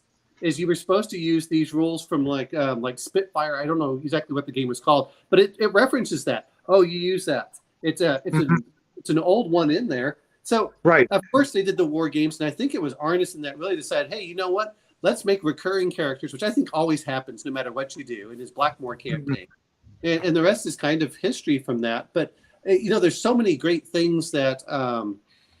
That the Tolkien did that laid out the groundwork. I always found it funny when people are like, well, I don't like Tolkien. I said, you don't have to like his writing, but you have to admit his influence in fantasy is incalculable. Because he took, and this is what was so great about Tolkien, is because he was a professor of literature and he did a lot of Old English translations. He grabbed all of those mythology, wrote his own, wrote an actual language. I mean, how many other people have done that for, prior to him? Prior to him, I can't think of a single one. Prior to him? Yeah. After him, I could think of quite a few. Well, yeah, but because of the popularity. Yeah, I get because of him. I get that. I'm just saying. Yeah, I'm not saying that he. I always have the thought, just because he didn't do it doesn't mean somebody else would have down the road, because that's just the nature. Right, but if anything would have changed, everything would have changed. So it's impossible for our monkey brains to analyze that sort of a discussion. We can only go with the facts that as they are, and as they stand. As much as I have a problem with even Gygax. There are things about him that I absolutely hate, but there are things that I will always be grateful for. Nobody's perfect, and perfect examples. I'm sure if we dug deep enough into Tolkien's, background, we'd probably find things we didn't like. Especially as time goes by, more and more people are going to find things they don't like. But that's a completely different Tolkien. He had one gay friend. How dare he have one gay friend? Why didn't he have 15? Well. Even I think there probably weren't 15 at the time. In his circle of friends. I mean, well, this is something that I think has really happened when we're talking about the modern era, as the people who are now writing have no real world experience. Tolkien fought in the Great War. He lost numerous friends. He and C.S. Lewis, who were good friends with each other, lost so many people. And to go through the Great War, and you do that. Even not that I as a person I don't necessarily like him, but Oliver Stone was a Vietnam veteran. He fought in Vietnam. So was David A. Hargrave. He was a combat photographer in the Vietnam War. So when it comes to game writing, the guy knew some shit. That's why when Arduin comes out, I'll be love it. No, I will consider myself honored for having been able to work on that project when it comes out next year. Those people that have written that blank check and then come out of it to give us things like this, we have no idea the minute by minute suffering they went through. and were still able to give us something this incredible. Which brings me to the end of the cartoon. Yeah. The ultimate message can't be lost on us. Which is you have The goodbye between Bilbo and Thorin. I don't even know what to say, man. It was just so powerful. I thought he was. Oh, right. He wasn't already dead. Oh, you're right. Yeah, That is what it's all about. That's why he wrote that book, was, in my opinion, to lay down that message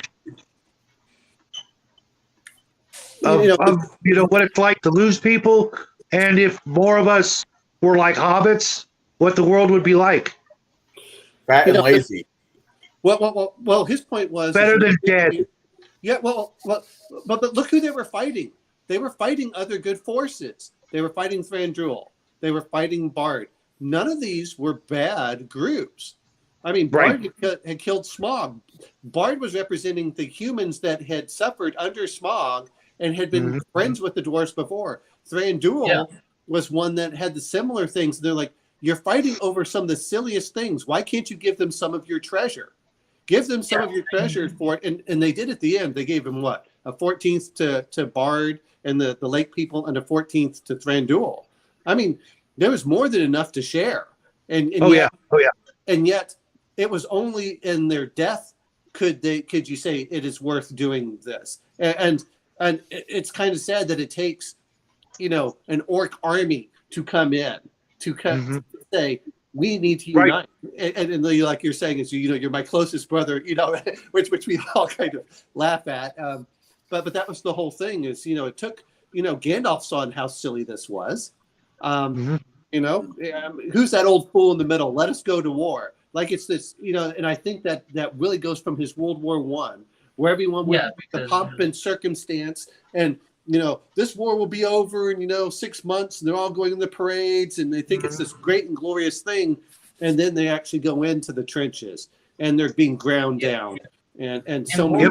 I mean, it was an entirely pointless war. The kings of Russia, like the Austrian, no, not necessarily the Austrians, but specifically the German and Russian emperors, were good friends and tried everything to get the war to stop, but nothing could be done. Well, they're also related. Yeah. It was just bickering neighbors. There was no real goal other than, hey, let's get this very small amount of land back. I mean, the Austrians were really the only ones who had even a small, for it, avenging the death of the son of the emperor, which was almost certainly orchestrated, at least supported by the Serbian government. Yeah, but you had the Serbians. Other than that, it was entirely pointless. It was just an excuse for a bunch of politicians who wanted glory. They wanted to get maybe some money, maybe a small amount of territory, but there was no point to it. I mean, the German did everything throughout his entire reign, really, to keep peace in Europe. It was a war between, there was no bad guy in the war. It was just a bunch of people going to war for, essentially, because a bunch of warmongers wanted it. It was for glory. Well, that was the other thing they said, is it killed off the cream of the aristocracy. Also, is where the aristocrats, upper class, but a lot of them that were very, very minor aristocrats, landowners. That was the last major war where that huge group went into combat, and it killed off the cream of them. Because we're going to go out there, we're going to get glory, we're going to do this, and look at what happened in 1914 with the Christmas truce.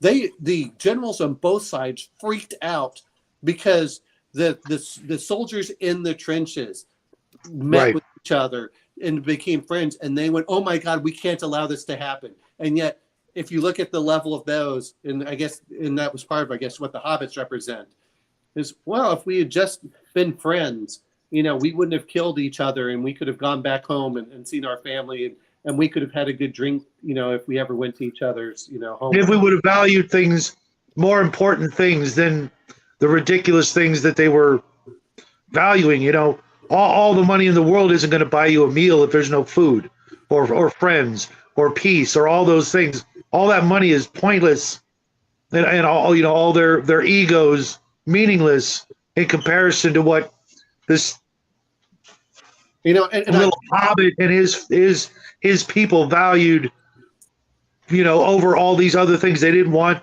violence. They didn't want, you know, riches and fame and glory. They just wanted, you know, food and good times and music and their farms and you know, the things that, you know, really make life, period.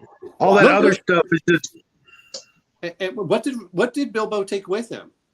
Almost two small chests of gold and a pony.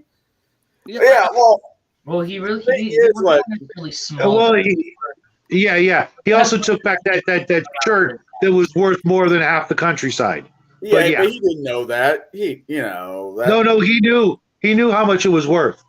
The mithril chain, he knew what it was worth. In Lord of the Ring, in the following up book, Lord of the Rings, The Fellowship, it made it sound like Bilbo had no idea.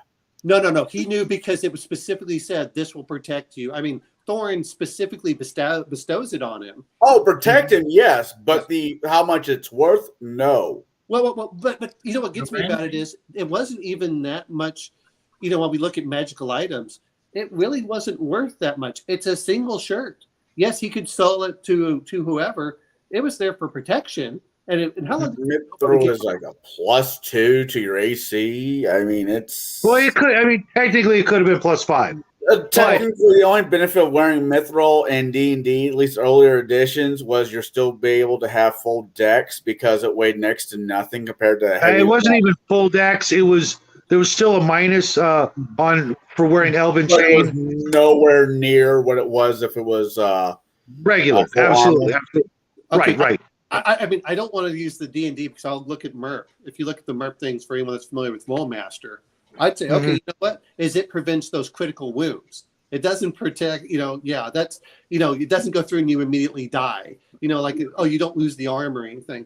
But you know what? Well, that was great for him. And we can talk about how much that was worth. That was worth nowhere near 1/14 of the treasure, which is what he was owed. He took almost nothing with it. I mean, he effectively, when he took the Arkenstone, and he was willing to give it to the, which is another thing they shouldn't have cut from the cartoon. When he takes the Arkenstone, which is what Thorin really wanted, and then he gets mad and says, "Well, that's your 14th of a share." That was the whole point of, let's stop this fighting. You trade the Arkenstone for the treasure, and we'll be okay. That's what was supposed to happen. And instead, they're like, "Oh no, my." Not to say that mountain there's still active veins in that mountain that could reproduce everything that you're about ready to give away. No, that's the one thing, and I know I like how the movies handled it more than the book or the musical. Was the dragon laid on the gold for so long, the gold itself became sick. That's why. Oakenshield went a little batshit crazy because the gold was mentally fucking with him. If he was in his right mind, even in the book, in the animated series, like, of course, yeah, come get what what to rebuild your life. Because he knew, but the gold fucked with him because the dragon Smog laid on it for, how many years, and it tainted the gold. But even so, if you look at Thorin Oakenshield, and I'm going to look at Lord of the Rings, it wasn't even so much that gold was tainted. That is mine. That is my right. As the dwarves, this is my home. Yeah, I see that more than that than any mystical effect from the dragon laying on it. I don't even remember those words in the book. There was. They didn't do it in the book. It was purely for and therefore it doesn't exist. It's a bunch of Hollywood bullshit. And I just hold on. Well, then, I just did. I'm not trying to be argumentative, but anytime you say that, you have to discount the Samaritan, the Bible of Lord of the stuff, because never read it. It doesn't ever affect my thinking process. No, it does other people. I know a bunch of people. Anybody read it? I don't know those people. There's a single person on Earth who has ever finished that book. Oh, I had a friend of mine. He loved it so much, and Oh Same my- here. Same here. It's like the I know whole one guy. I know one guy out of thousands. But I just There's And- like- and There's We a don't few hang people I know that treat that book like the holy Bible of the world of Tolkien. I'm like, it's not even canon. It wasn't finished by the original Tolkien. It was finished by Chris. Therefore, it doesn't count. I'm not saying that he took all of his notes and things, but you can tell it was not well organized. It was Yeah. it was from notes. But here's the point of when you come into it, Thorin Oakenshield was so proud throughout the book. It didn't matter what he did. When he goes for Thranduil, instead of asking for help, it's like, I'm not going to tell you why I'm going there. I mean, really? Like, you couldn't ask the elves to help you out and say, I'll offer you. No. Can you imagine? Yeah, imagine how different it would have been had that been the case. I mean, maybe the elves would have just sliced him up, taken his map, and maybe let the Hobbit live because he would have popped on that ring or whatever. But yeah, it had the elves and the dwarves work together from the very beginning. It might have been a whole different story, and and there wouldn't have been so much bloodshed. And the lake people were Definitely amongst the humans, elves, and dwarves fighting themselves, that would have never been a thing. It would have went right to let's go to the mountain and be ready. And what about the lake people? The lake people were friendly to the dwarves when they came through, and were willing to help them. And yet, when and to provision them and gave them whatever they needed, free of charge, because damn well that the dwarves and the Hobbit didn't have a gold piece to split amongst the 14. Here you go. Here's all you need. Just cut us in. Well, they didn't even say that. They were just like, well, just killed off the dragon. And when you look at it, the only reason Smaug came out was because the dwarves screwed with him. Well, Frodo said barrel rider. That was the line that gave it away. If he would not say barrel rider, because he couldn't comprehend that he wasn't a human. Right. He just figured he was a human thief, not a hobbit, and therefore barrel rider meant he came from Lake Town to steal the little thing that he stole. Therefore, all hell is going to break loose on Lake Town, and so yeah. Well, and he could smell that there were dwarves out there. I mean, he knew that the dwarves were out there. He's like, oh, well, if they're going to help you, if Lake Town's going to help you. And this is what gets me about the whole thing is what an ingrate Thorin is for the people that did help him. And just his sheer arrogance. Get out of my way, you old fool, Gandalf. I know better. When Bard is the one that took down the dragon, which, to be fair, now if we're going to talk D&D, is there's the dragon, there's the arrow of dragon slaying right there. That's what I told Jackie. Yeah. That's all that. And you know what? They went out there and nothing, hurt Smaug. Smaug was destroying their town. Bard goes over, shoots it, drops Smaug, and what does Thorin do? Not thank them, not say, you know what, without you, we could not have done this. It's like, no, this is my treasure. You're not getting any of it. And it's just sheer arrogance in there. And like, I'll wait for my fellow cousin Dane to come. I tell you what, that thrust bird would have had its weight in bird seed for the rest of its life. I mean, the real hero of the story when it comes to the dragon was the damn bird, because the bird was brave enough to go into the hall, Yeah, that was a little bit more of that prophecy thing I was thinking, which is weird because it didn't really. I mean, there was kind of some bits of that in the trilogy, but that was something that was really kind of weird. I don't want to call it hand waving or GM fiat, but the whole little bits of that was just kind of not ill placed, but just weird that it was there that way. But the fact that Bilbo was going to be the guy, and the fact that bird was going to be there at that very moment to not only crack a snail at the very moment that the keyhole was going to be illuminated, but then that bird was going to relay the most important message any bird has ever relayed on that world, to the right guy. You know what I mean? It's just. Well, Bilbo was genetically picked out by Gandalf. Well, his family was the adventurous type. was Well, part. because he didn't want too much took, but he didn't want too much of whatever the other one. There had to be a happy medium, which was Bilbo. Gandalf. I think it was. I think it was more. I think it was almost more like premonition or precognition or actual, message from God that this is the guy. Not the way I read in the book. Not the way I read it. Well, no. I mean, but that's the only way I could rationalize it. I guess. Gandalf was an angel, so Right. I'm going to bring this much, and this is, as much, which I found funny when people actually look at how powerful Gandalf was. Gandalf didn't cast any like major spells in the most part. It was like continual light. Maybe you could call the pine cone fireball. Yeah. Maybe produce flame or even fireball, but that was it. Literally that was like it. Okay, and he was able to shape the rushing waters to look like horses. I don't know what freaking spell that is. No, that was Elrond. Oh yeah. That was Elrond's. Okay, that makes it even more powerful. Somebody else. But yeah. It was an elf, but it wasn't Elrond. I just got. I just read Fellowship not that long ago. It was Glorfindel. That was. Yeah. But what gets me about the whole thing on that is, if we're going to be talking about when he's up in the tree, let's not forget the eagles, which I love the idea that, one is, you try and call for help, but you find out that the whole reason the eagles helped him out is because he removes the arrow from the Lord of the Eagles, which I don't remember the name, and that saved him. Gandalf there's a reason they called him the messenger and why the Great Pilgrim. Yeah, the Great Pilgrim. Well, they didn't I think he had other names too, which was the Wanderer. Stormcrow. Yeah. Stormcrow. Well, Stormcrow, if we look at it, is the crow has so much for knowledge and relaying messages.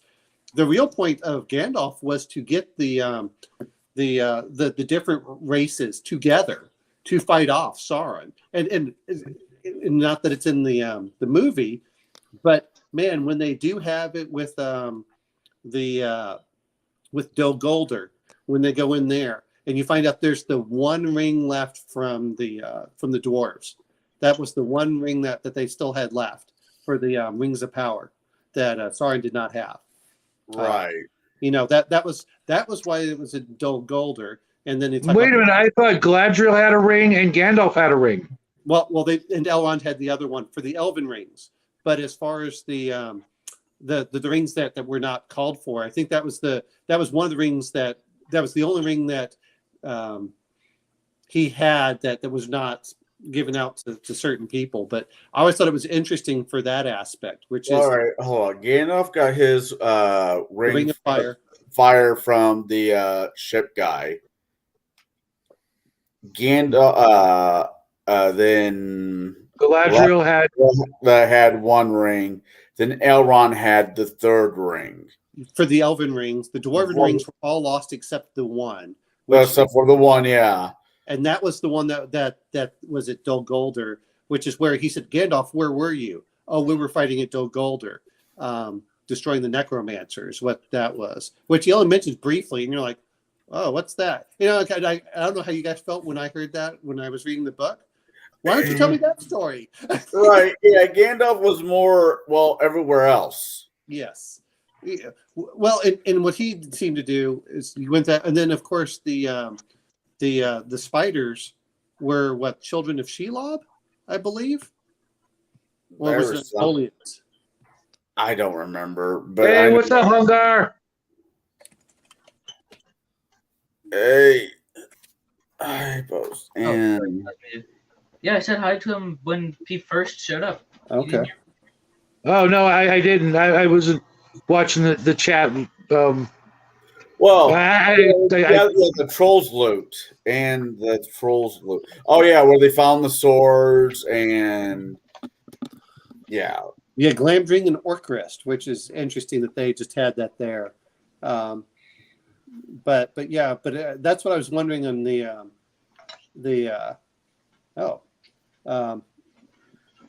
is the whole thing with the spiders is I thought that they were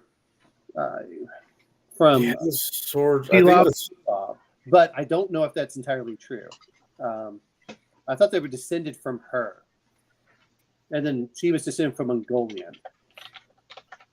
I think. Hold on, I'm trying to remember. I'm trying to look it up. The problem with this is there's just so much lore. There is so much. But And- that's what made Lord of the Rings so great. Is it had all this lore, and in some ways, we really benefited from coming up much later. You know, because like my grandmother, she had the book and the appendices. That was it. She had the 4 books and the appendix and the Return of the King, and that was one of my favorite things in there. And it's not until Silmarillion he starts really going back into it and then talking about the Elvish language and everything else. But most people didn't have that.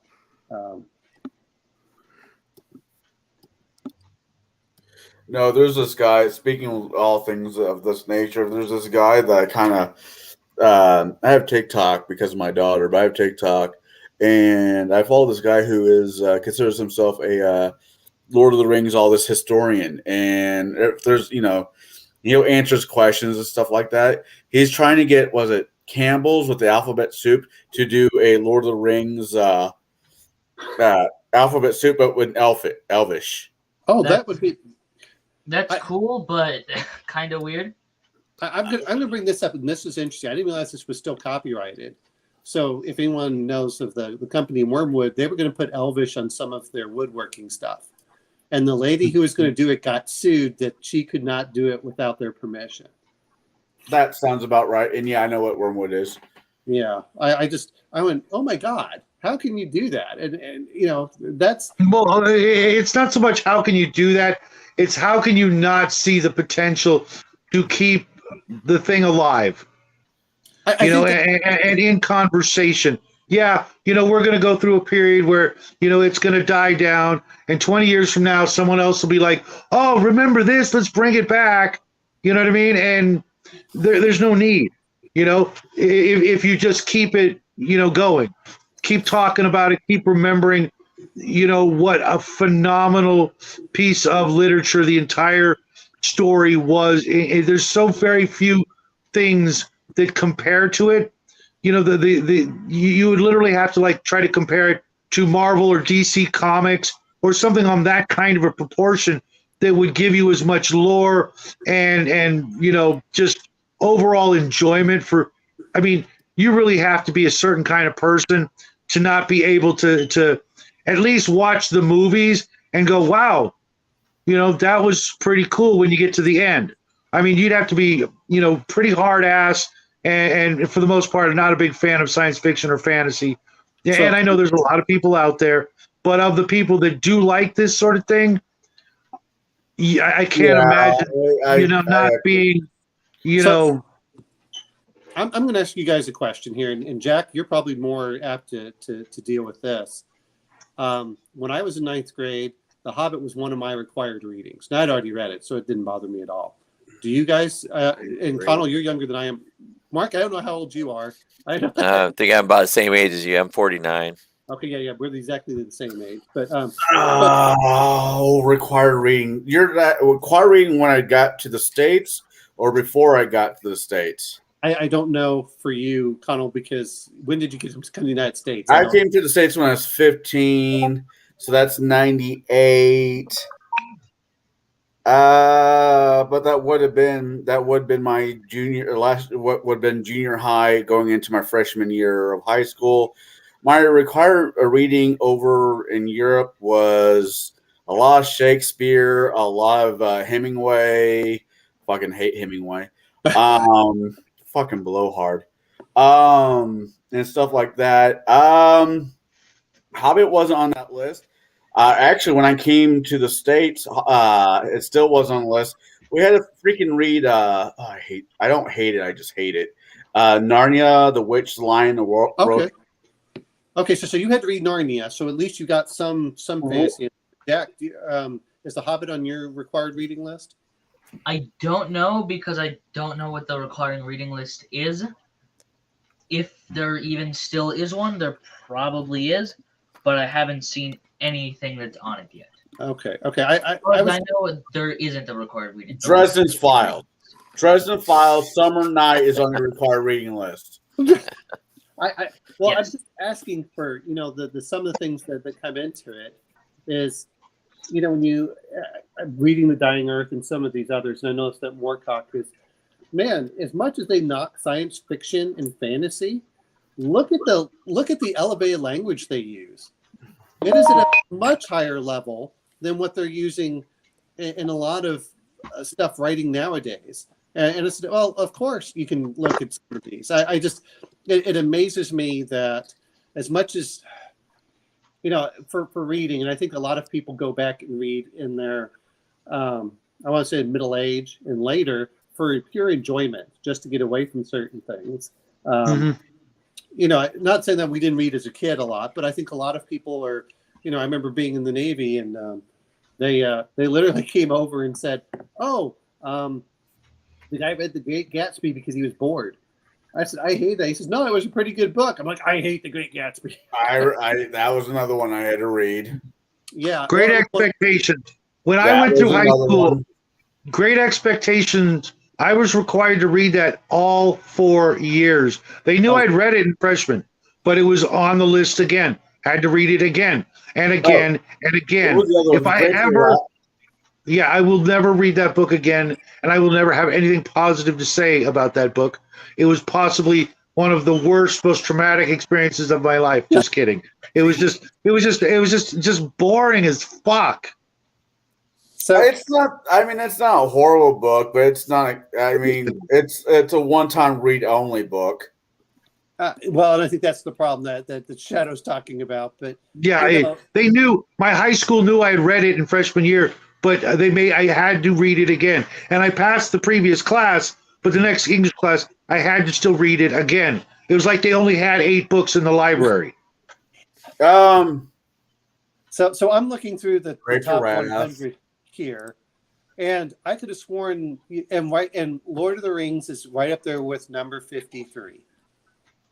And I'm not knocking, I'm not trying to do it, but I'm saying of the top 100 books of all time, Lord of the Rings is right up there. You know what? I think we did a review of it, but the one book I remember on required reading for high school that really stuck with me was The Outsiders. Okay. Overrated. It might be overrated, but of all the books I read back in high school for required reading, that one I wanted to read Huckleberry Finn. I said to the teacher, I want to read a Huckleberry Finn. She's like, we can't do Huckleberry Finn, but we're going to do the next best thing. I'm like, okay, this should be interesting. We're going to read Tom Sawyer. Yeah, okay. Same, Mm-hmm. But a lot of Hobbit. I might have missed it by a decade. I might have missed it by 5 years, but it was not. Yeah, it was never on mine either. It was never an option. It was on my list in 9th grade, and then kind of 10 years older than you are. So I was just curious if it was because I was in Texas at the time, so of course it's going to differ. I seem to remember we had the regular literature book that had collections of stories and short stories. I seem to remember we had the section with the troll cave and stuff like that. We had that. We didn't have the full book, but we did do that section. And I seem to remember either late in middle school or in high school. Okay. Yeah, I got to do it as extra credit for one of my classes, which was, I was happy to do it because I'd already read it before. I don't even think I actually read it for the extra credit. I knew it so well, and the teacher couldn't tell the difference. I still got an A on it. But What was the other book? Oh, the Island of the Dolphins, Dolphin Island. I don't know about Island of the Blue Dolphin. Yeah, I thought. I mean, I know it's based off a true story, but I thought that was the most boring ass book I ever read. And now they use it as target practice for like nuclear for bombs or for a while. I'm like, oh, okay, that's interesting. Dolphin Island or Bikini Island? Dolphin Island. No. My grandmother lived there. She had a house. Oh, I thought it was Bikini Island was the one that's all nuked up, right? Yeah, And that's how we got SpongeBob.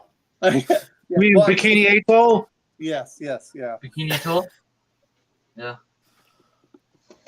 So let's see. I'm looking through these, and they're talking about. So here we go. Copies that sold more than 100 million copies for best-selling. The Hobbit is right up there. It's right up there with The Tale of Two Cities, The Little Prince, Harry Potter.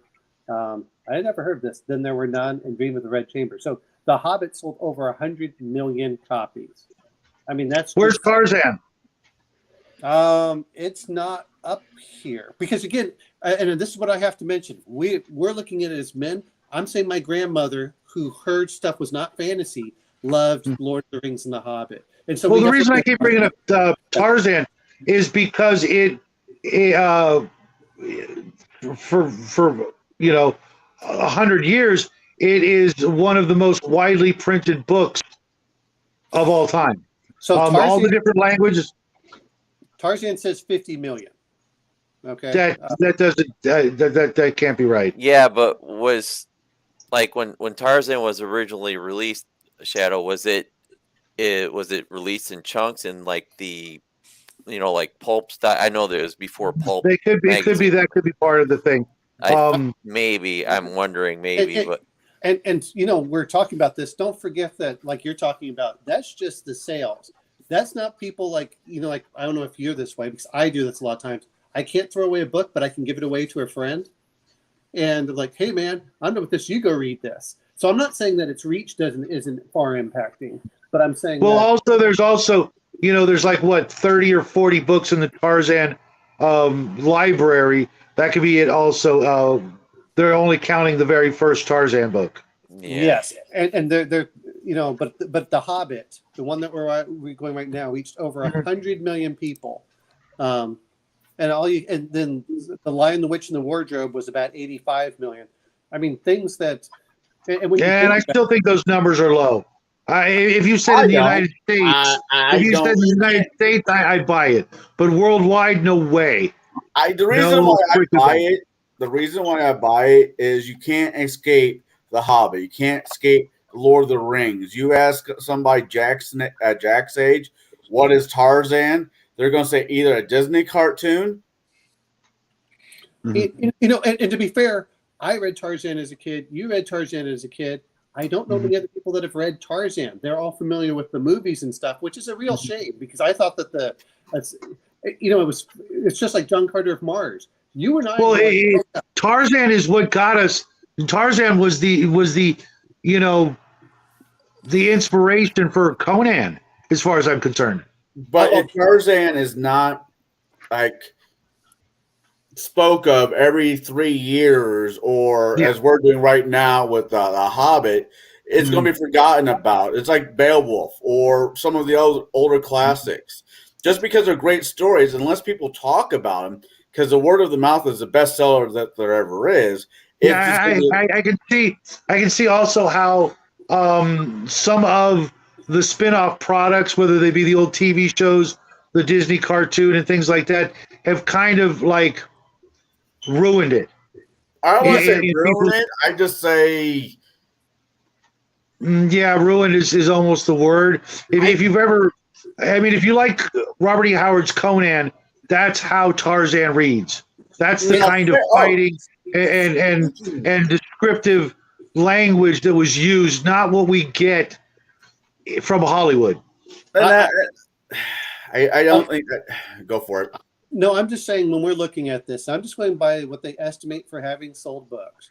And to be fair, we're well read, but a lot of people weren't, or they would get it on third hand, or like you go, especially you have to look at when some of these came out. They came out a lot of times with during the Depression, or not necessarily, but I remember going to the story and I would read the Tarzan books. And actually, I bought enough books that sometimes, which I thought was funny, is that the owner of the bookshop would sometimes try making sure they carried certain books because I would buy them. I would tell my friends how great they are, and then they would buy some of those books. So we're, but how many people, and I have a friend of mine who's an archaeologist. He has tons of books, but I've been in some people's houses and they don't have none. But the point is, regardless, is what they think it is, and apparently they don't have Lord of the Rings because that's been either single issue or multiple issues. They don't know exactly, but The Hobbit is right up there, selling over 100 million, and there's only 1, 2, 3, 4, 5 other ones, ignoring the Bible. That's it, and that's what I find interesting is when you look at it, just how well that book sold and how much is getting out there for all of us that we're talking about it now. That they made a cartoon of it. And then it's like every 20 or 25 years can do something else. I love The Hobbit. I do. I recommend reading it. I think my son would really love reading it. It's hard to get him to sit down and read books unless they're graphic novels, but that's the way I sneak. That's the way that I sneak the heroic. It's funny you mentioned that. I actually have. Do you guys remember? Any of you guys remember photo novels? Somewhat. I think so. Yeah. It's basically a paperback book, and every page is images, and it's only images. It's like a comic book of photo images from the movie or TV show. I have some Star Trek, and I have The Hobbit. I used to have the Lord of the Rings. Before we go any further into this madness, we've got our 2 hours, which is fine. We're getting a little bit over. I haven't got to stream much this month. Last month. The Hobbit was my choice. Whose turn is it next? Whose was it last? It was Jackie's turn last, right? Jackie, mine was The Hobbit. It's either and before Jackie was me with Invasion of the Body Snatchers. Right. Then it was Mark with The Day the Earth Stood Still. So we either let Omen now pick or it's Mark's pick. Yeah. Owen, you got since you join us. Yeah. I would like to watch. Well, I mean, I have it. Just because, again, I kind of like the humorous stuff, and it seems really apt today. Is Dr. Strangelove or How I Learned to Love the Bomb? It's a black and white. I'm on board. Yes. Yeah, no, I don't think they ever made any other one. There's only black and white. No. I meant because of the fact that it's black and white, and the previous two movies were black and white, and then we had a book and a cartoon, and watching a black and white cartoon is torture for some people. Wait, they make movies that are not black and white? No one told me. Okay, go. Nice. Well, the great thing about that one, well, either that one or has anyone seen Citizen Kane? One of those two. But I love Citizen Kane. I mean, Citizen Kane is a great movie. It's serious as hell, if I'm remembering it correctly. I mean, this is December. You know that, right? Right, Omen? Oh yeah. Oh well, yes. Rosebud. Yes. Okay. Should we do Citizen Kane then? I think we should do Citizen Kane. That's if I had a choice, I'd do Citizen Kane. Okay, that's fine. I mean, I enjoy them both. When it comes to black and white, there are several great films with Akira Kurosawa, but I think that sometimes, when we're bringing stuff out, it's some of those films that a lot of people haven't seen are always great. And Citizen Kane is one of those great classic movies. What is it, in the top 100 or so? Yeah. That's one of the movies that's talked about in most film classes and history of film classes. Yeah, so yeah. Really quick, I went to go see a Christmas movie yesterday. Which one? Violent Nights. Okay. It had a Santa Claus in it. It was a Christmas movie. It was amazing. It was very much everything I want a Christmas movie to be. There's family. There was magic. They get killed. No, nothing. Nothing. I said you said a family, and I say they get killed. No. All the family. Not all the family gets killed. You don't have to give it away. But I recommend those. Nights, okay. I recommend those who are tired of movies such as It's a Wonderful Life, The Bishop's Wife, and all the other happy Christmas movies. Except for Charlie Brown. Scrooged and Die Hard, and what's one more that I can't think of that are great? National Lampoon's Christmas Vacation is on my watch list. It always is. A Christmas Story. I always love that. You're going to shoot your eye out. Yes. Yeah, we watched that one last year. And then my son is also watching. He likes watching Home Alone. So, while we're talking about careful this with that movie, guy. because it is the month of December, and we did The Hobbit, and we're doing Kane, I would like one of you guys later in this month, whoever choice it is, to at least pick one. As much as I'm going to regret this, one real Christmas movie, and I'm not talking about the nonsense that I was just brought up. Well, Hey, except for National Lampoon's. Well, National after Omen, it is Mark's turn. Yeah. Mark, you got any ideas? I'll think on it. If you want to do Christmas, well, I'll think on it. But yeah, let's see. I know This is Shadow a- wanted to do a critique of Night of the Meek this month for sure, right, Shadow? We got I mean, three. it's only 22 minutes. Right. So we could We got- probably tack that on to something else if we go short. But yeah, a Christmas without Night of the Meek is just. I'll think. I'll think of a Christmas. As long as nothing hit. Okay, then it's Mark. Then it's. me. There are 3 more Sundays in this month. One of them is what? Christmas Day. Well, no, two more Sundays after this month. I think one of them should at least be Christmas based. We don't have to go that route, but that's just my opinion on it. All right, Citizen Kane next week, and then I'll think on a Christmas theme movie. Wait a minute. I'm going to bring up one other thing, though. If we're going to do Night of the Meek, I also recommend, because there is also do the conversion from The Outer Limits from the 1995 version, do those two together. Okay. Just remind us after Mark. I don't even know. It's on Amazon. I couldn't. Because they took Night of the Meek. They took Night of the Meek. They took Twilight Zone off Netflix, which irritates me to no end. So in order for me to get it, I have to literally either find it, on YouTube pirated type of thing, or I have to subscribe to a new service because I already looked into it for Twilight Zone, and I'm like, what? Which service is Twilight Zone on now? I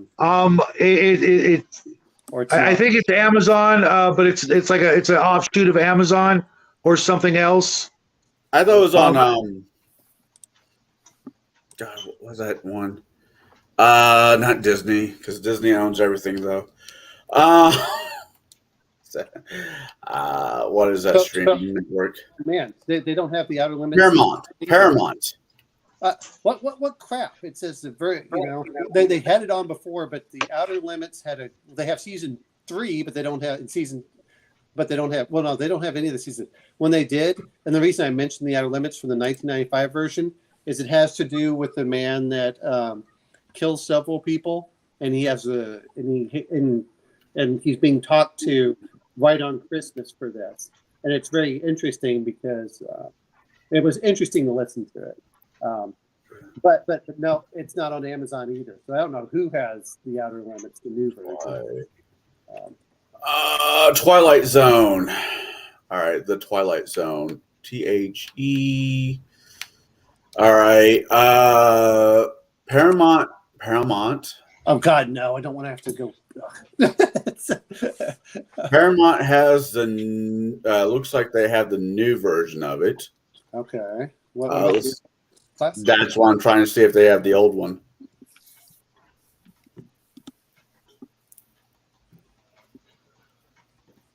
Oh God, that looks horrible.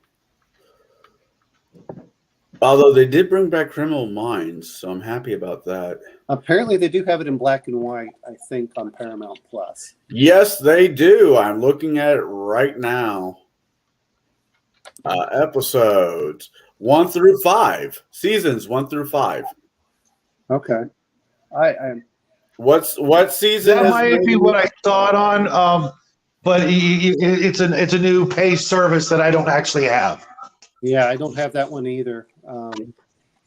But there's that. I'm trying to think if there's. I mean, that's fine. Like I said, I have a physical copy of Doctor Strangelove, which is the reason I was bringing that one up. But I don't know about Citizen Kane. I know I've seen it. Citizen Kane is on HBO Max. Oh, cool. Then I have that. Well, I have it because my phone requires me to do Yeah, it. we might have that. I have to check. Okay. Oh, speaking of which, and I don't know if anyone's gone through it because we all talked about Blade Runner, and I don't know if anyone's watched Black Lotus. I actually like that one better than either of the I've two. been meaning to. It's on my watch list, but I watched all Wednesday the new Adams Family movie, the new Adams Series. Family show with my daughter, and I have nothing bad to say about that show. Amazingly, Okay. My friend said it was just like, that's the way he described it. that's how I felt about the original one. And oh my god, I actually went off on a few people that the guy who played Gomez is not as physically attractive as the guy from the '90s movie. Like, if you ever look back at the old comic books, he was kind of ghoulish. I mean, he wasn't a good-looking bloke. So the guy, I'm not saying the guy who plays But nothing. Raul Julia was incredible. I have nothing against that guy.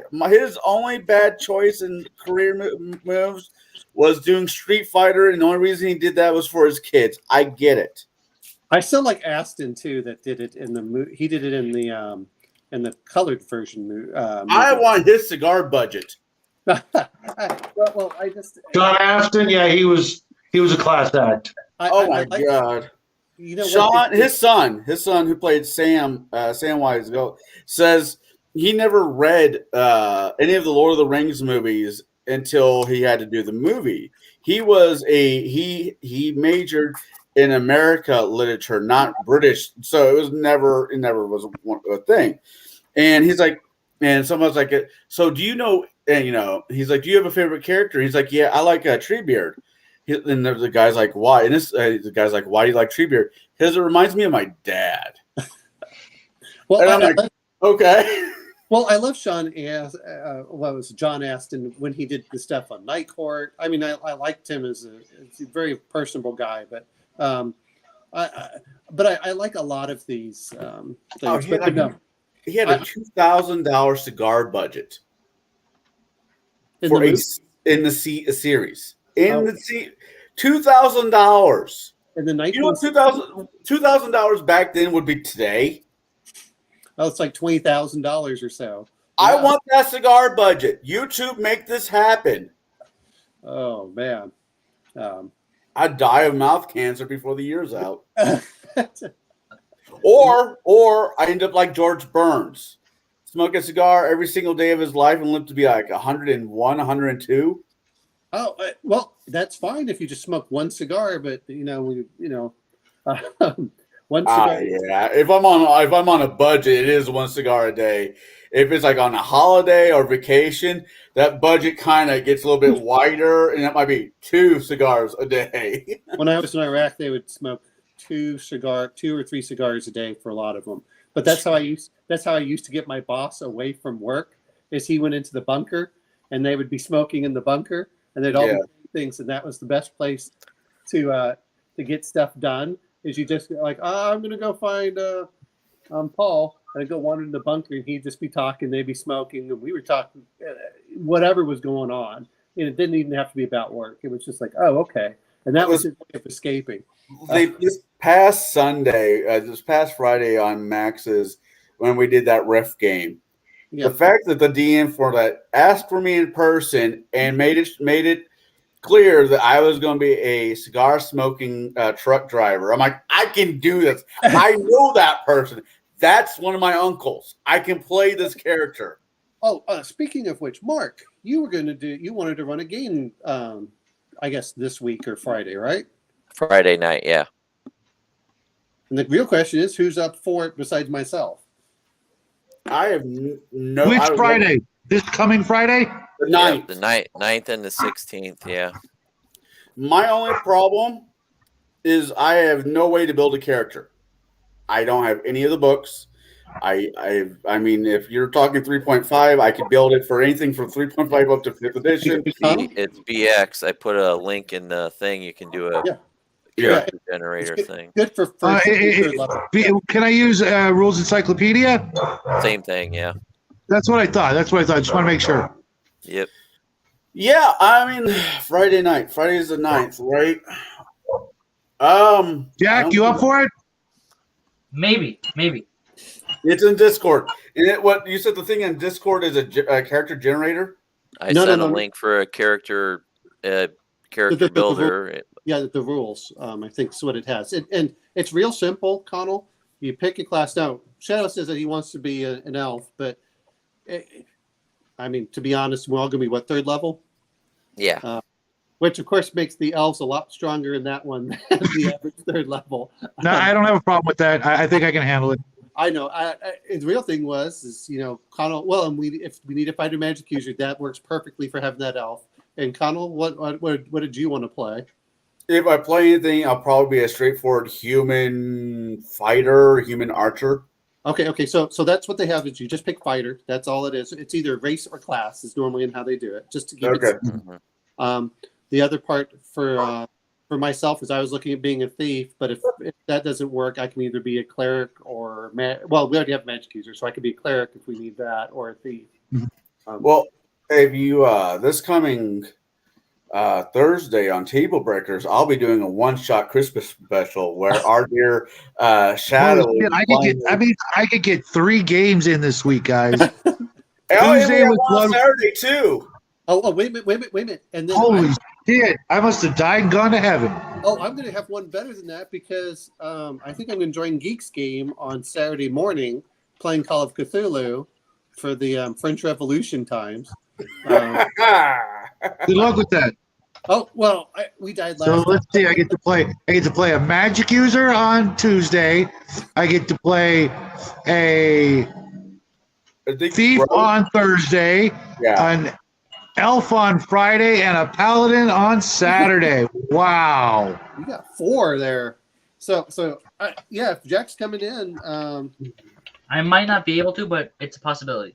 and Yeah, Connell, just shoot me your stuff in Discord and what your builds are, and I can make a little token. If you're going to play on Roll20, I can make a token for your guy, for your character. If you can't use Roll20, I'll have the map so I can kind of theater mind a bit and describe it to you. So that's fine. That works. Yeah, I've been able to play in Bloodworth's game for like 6 months now, and I have never seen them. My screen's blank. I'm just theater of the mind, and someone will tell me where to land my fireball. and Chimerian. Oh, hey, Kai, how the hell are you, man? Yeah, Great show Saturday. And Chimerian, if you want to join, I think he's still looking for people. For The you. trick is with the French Revolution, don't lose your head. How many people can you support on whatever you're going to use? Roll20. On Roll20, Shit, I don't know, it can, 5, 6, 7, 8. I don't know. Yeah. Well, no, I mean, but is that going to be on Discord or? Well, I'm going to use Discord for the audio. Okay, then that's 8. Okay. I think. Probably is, yeah. One for you and 7 others. But Jackie and I, worst comes to worst, we can share one. If you get a mad rush of people. I just had it for the 4 of us anyway. So Okay. Okay. 5 I of us, will, I guess. I will join the Roll20, and I will.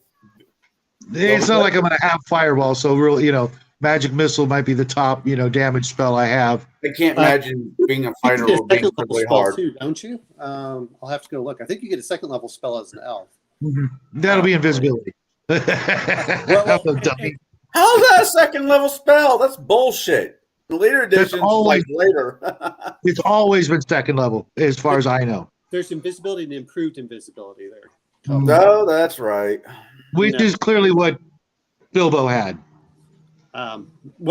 There's that. So Oh, I see it. the reason I'm asking is, and to be fair, Connell, the old BX is the cleric was kind of a fighter, very close. So Yeah, he didn't get. I don't think he got spells until second level. yeah, but with Yeah. here, so In 5th edition, the cleric can be just as big of a badass as I mean, If not more so. right? In Because certain ways.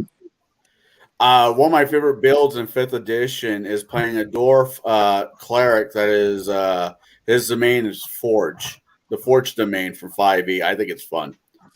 Yeah. Plus, Yeah, I can actually picture Jackie playing a cleric with the music he's been listening to lately. But if Jack plays and he's a cleric, then I'll be the thief.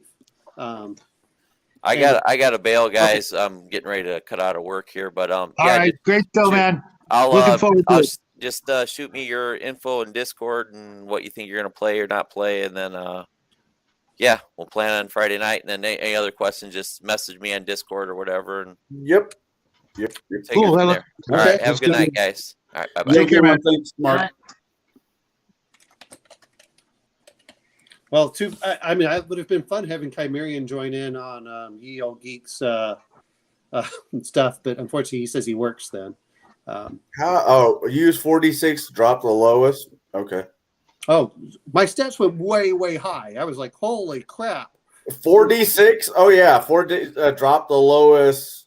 No. Look at the stats that I have on that. Look what I rolled. I rolled like super kick ass. First character 14, 16, 16, 17. No, 13, 17, 10. Okay.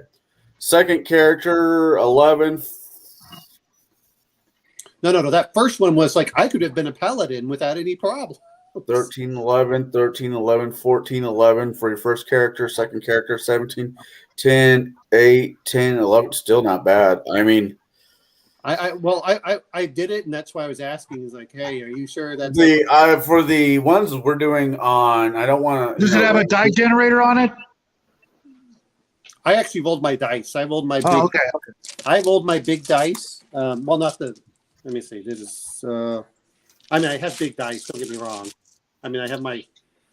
You know, these are some. I like bigger dice. As I get older, I want to be able to see things, which also I can't eat as much for that. But, Oh, speaking of my game, really quick. As much? well, Did you just say as much? absolutely, You can't I eat said as much? Oh, okay. That makes it better. No. Well, I'll tell you this much: is when you roll one of these suckers. Oh, There is Jesus. There is no hiding. The only problem that you have is like in Bruce's game. If I rolled this, is it tends to if you're not on a table, and the table's not really sturdy. It knocks full-blown mugs of beer over. What's funny, you know what's funny though? That die right there, my very first 20-sided die was green, regular standard side, but green with the yellow markings. Well, what I did is I picked because I like bigger dice, and I'm like you aren't cheating whenever the dice are really big because it shows up so easily.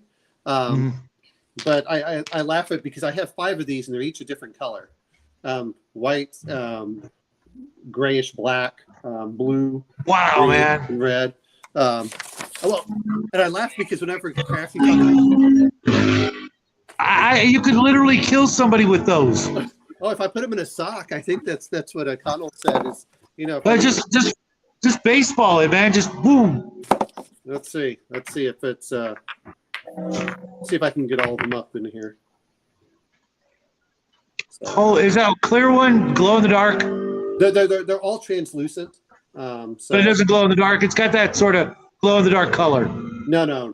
These are all translucent because I don't like solid color dice. I like translucent dice. Me too. Did you have to mark them yourself? Old school or no? No, at least that's how they came. Now, admittedly, they were each like $15 a piece. But Oh, wow. you know, when you're playing 2D20, when you have a maximum of five 20-sided dice, these work great. And there's the other thing is They make an impression. I literally own like 20 dice that are in box set. There's a good chance if I can pull off it, you might own more dice. Oh, really? Why? Speaking of, hey, did you send that book to me? I haven't had it is going to happen this month. I have 3 responsibilities when it comes to my money. And once I get those 3 things, responsibilities taken care of, yours will be in the mail. It's called Christmas presents, rent, and food. Okay. Not to be a dick, but it falls on, you know. Well, you can fly it on rent. You they can't force you to pay rent anymore. No, well, shit. No, if my rent is more than 3 days, how it works, if my rent is more than 3 days late, the landlord has the right to kick me out of my apartment after the 5th day. Yeah, not here, man. They can't. They're still pulling that. Able to pay rent. Everybody's like Illinois is this Democratic state. Not really. I mean, it was.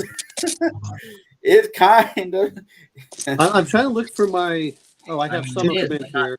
that. Is You know, I get kicked out of my apartment. I'll just move down to Texas and move in with Oma now. I don't know how Connell died.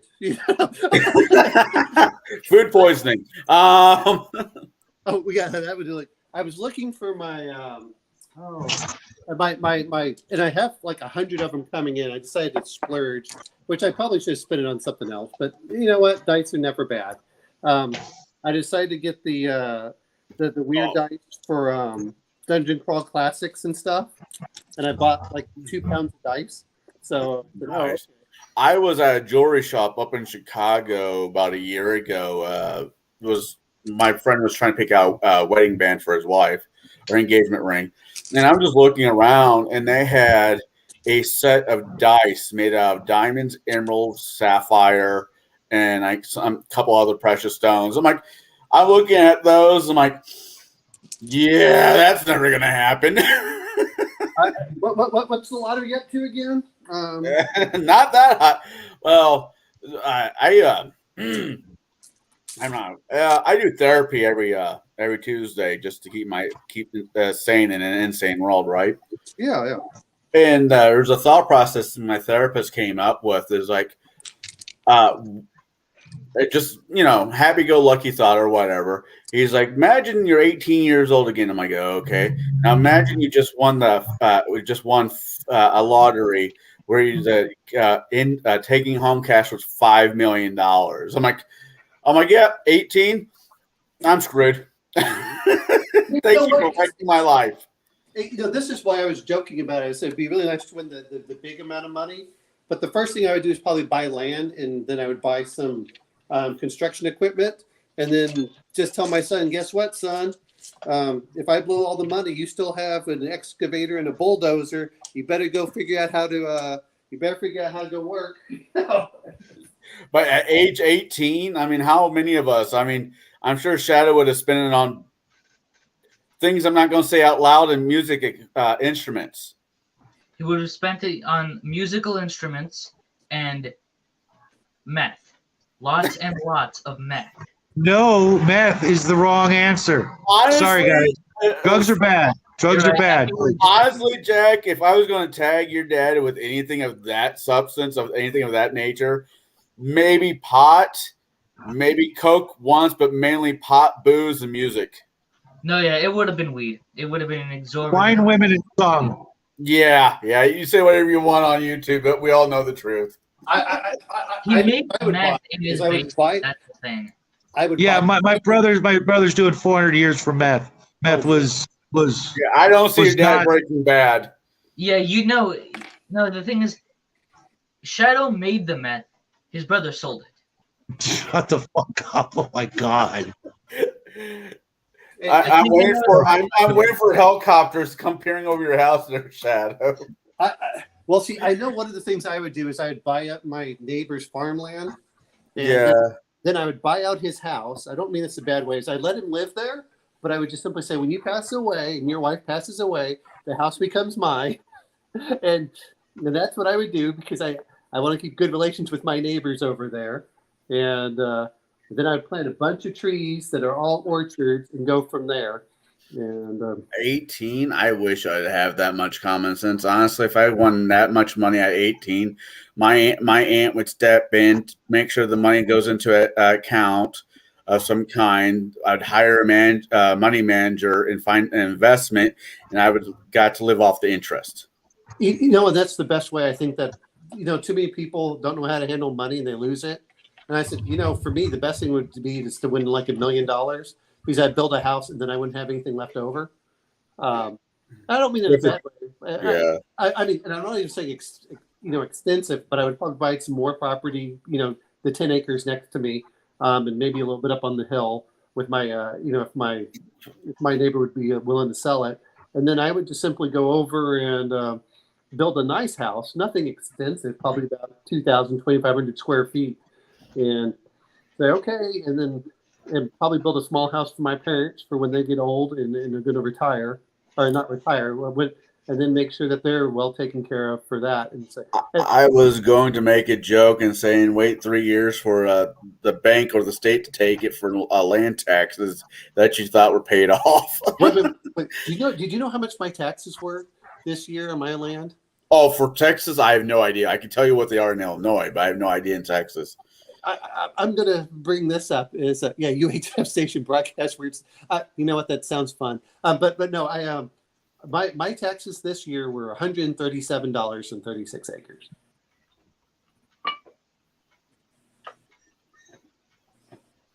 Was that for each one of the acres? It was 173. You said? No, that's total. $137 total. Oh, whoa! And that's only because That does it. I'm moving to Texas. You win.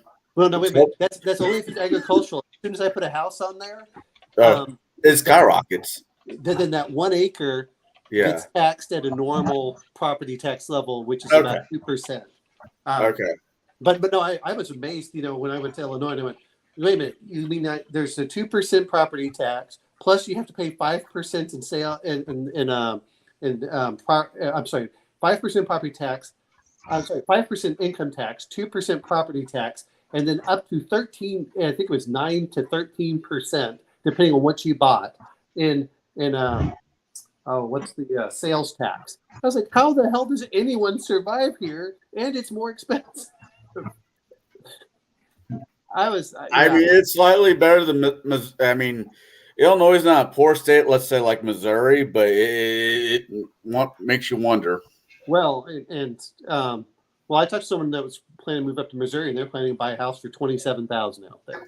Yeah, I was like, well, the big thing is that you want, like you're talking about it. It's great if you're retired and you're getting retirement income every year. Then you don't really worry about it. But when you have to work, you have to live somewhere where the jobs are. So yeah.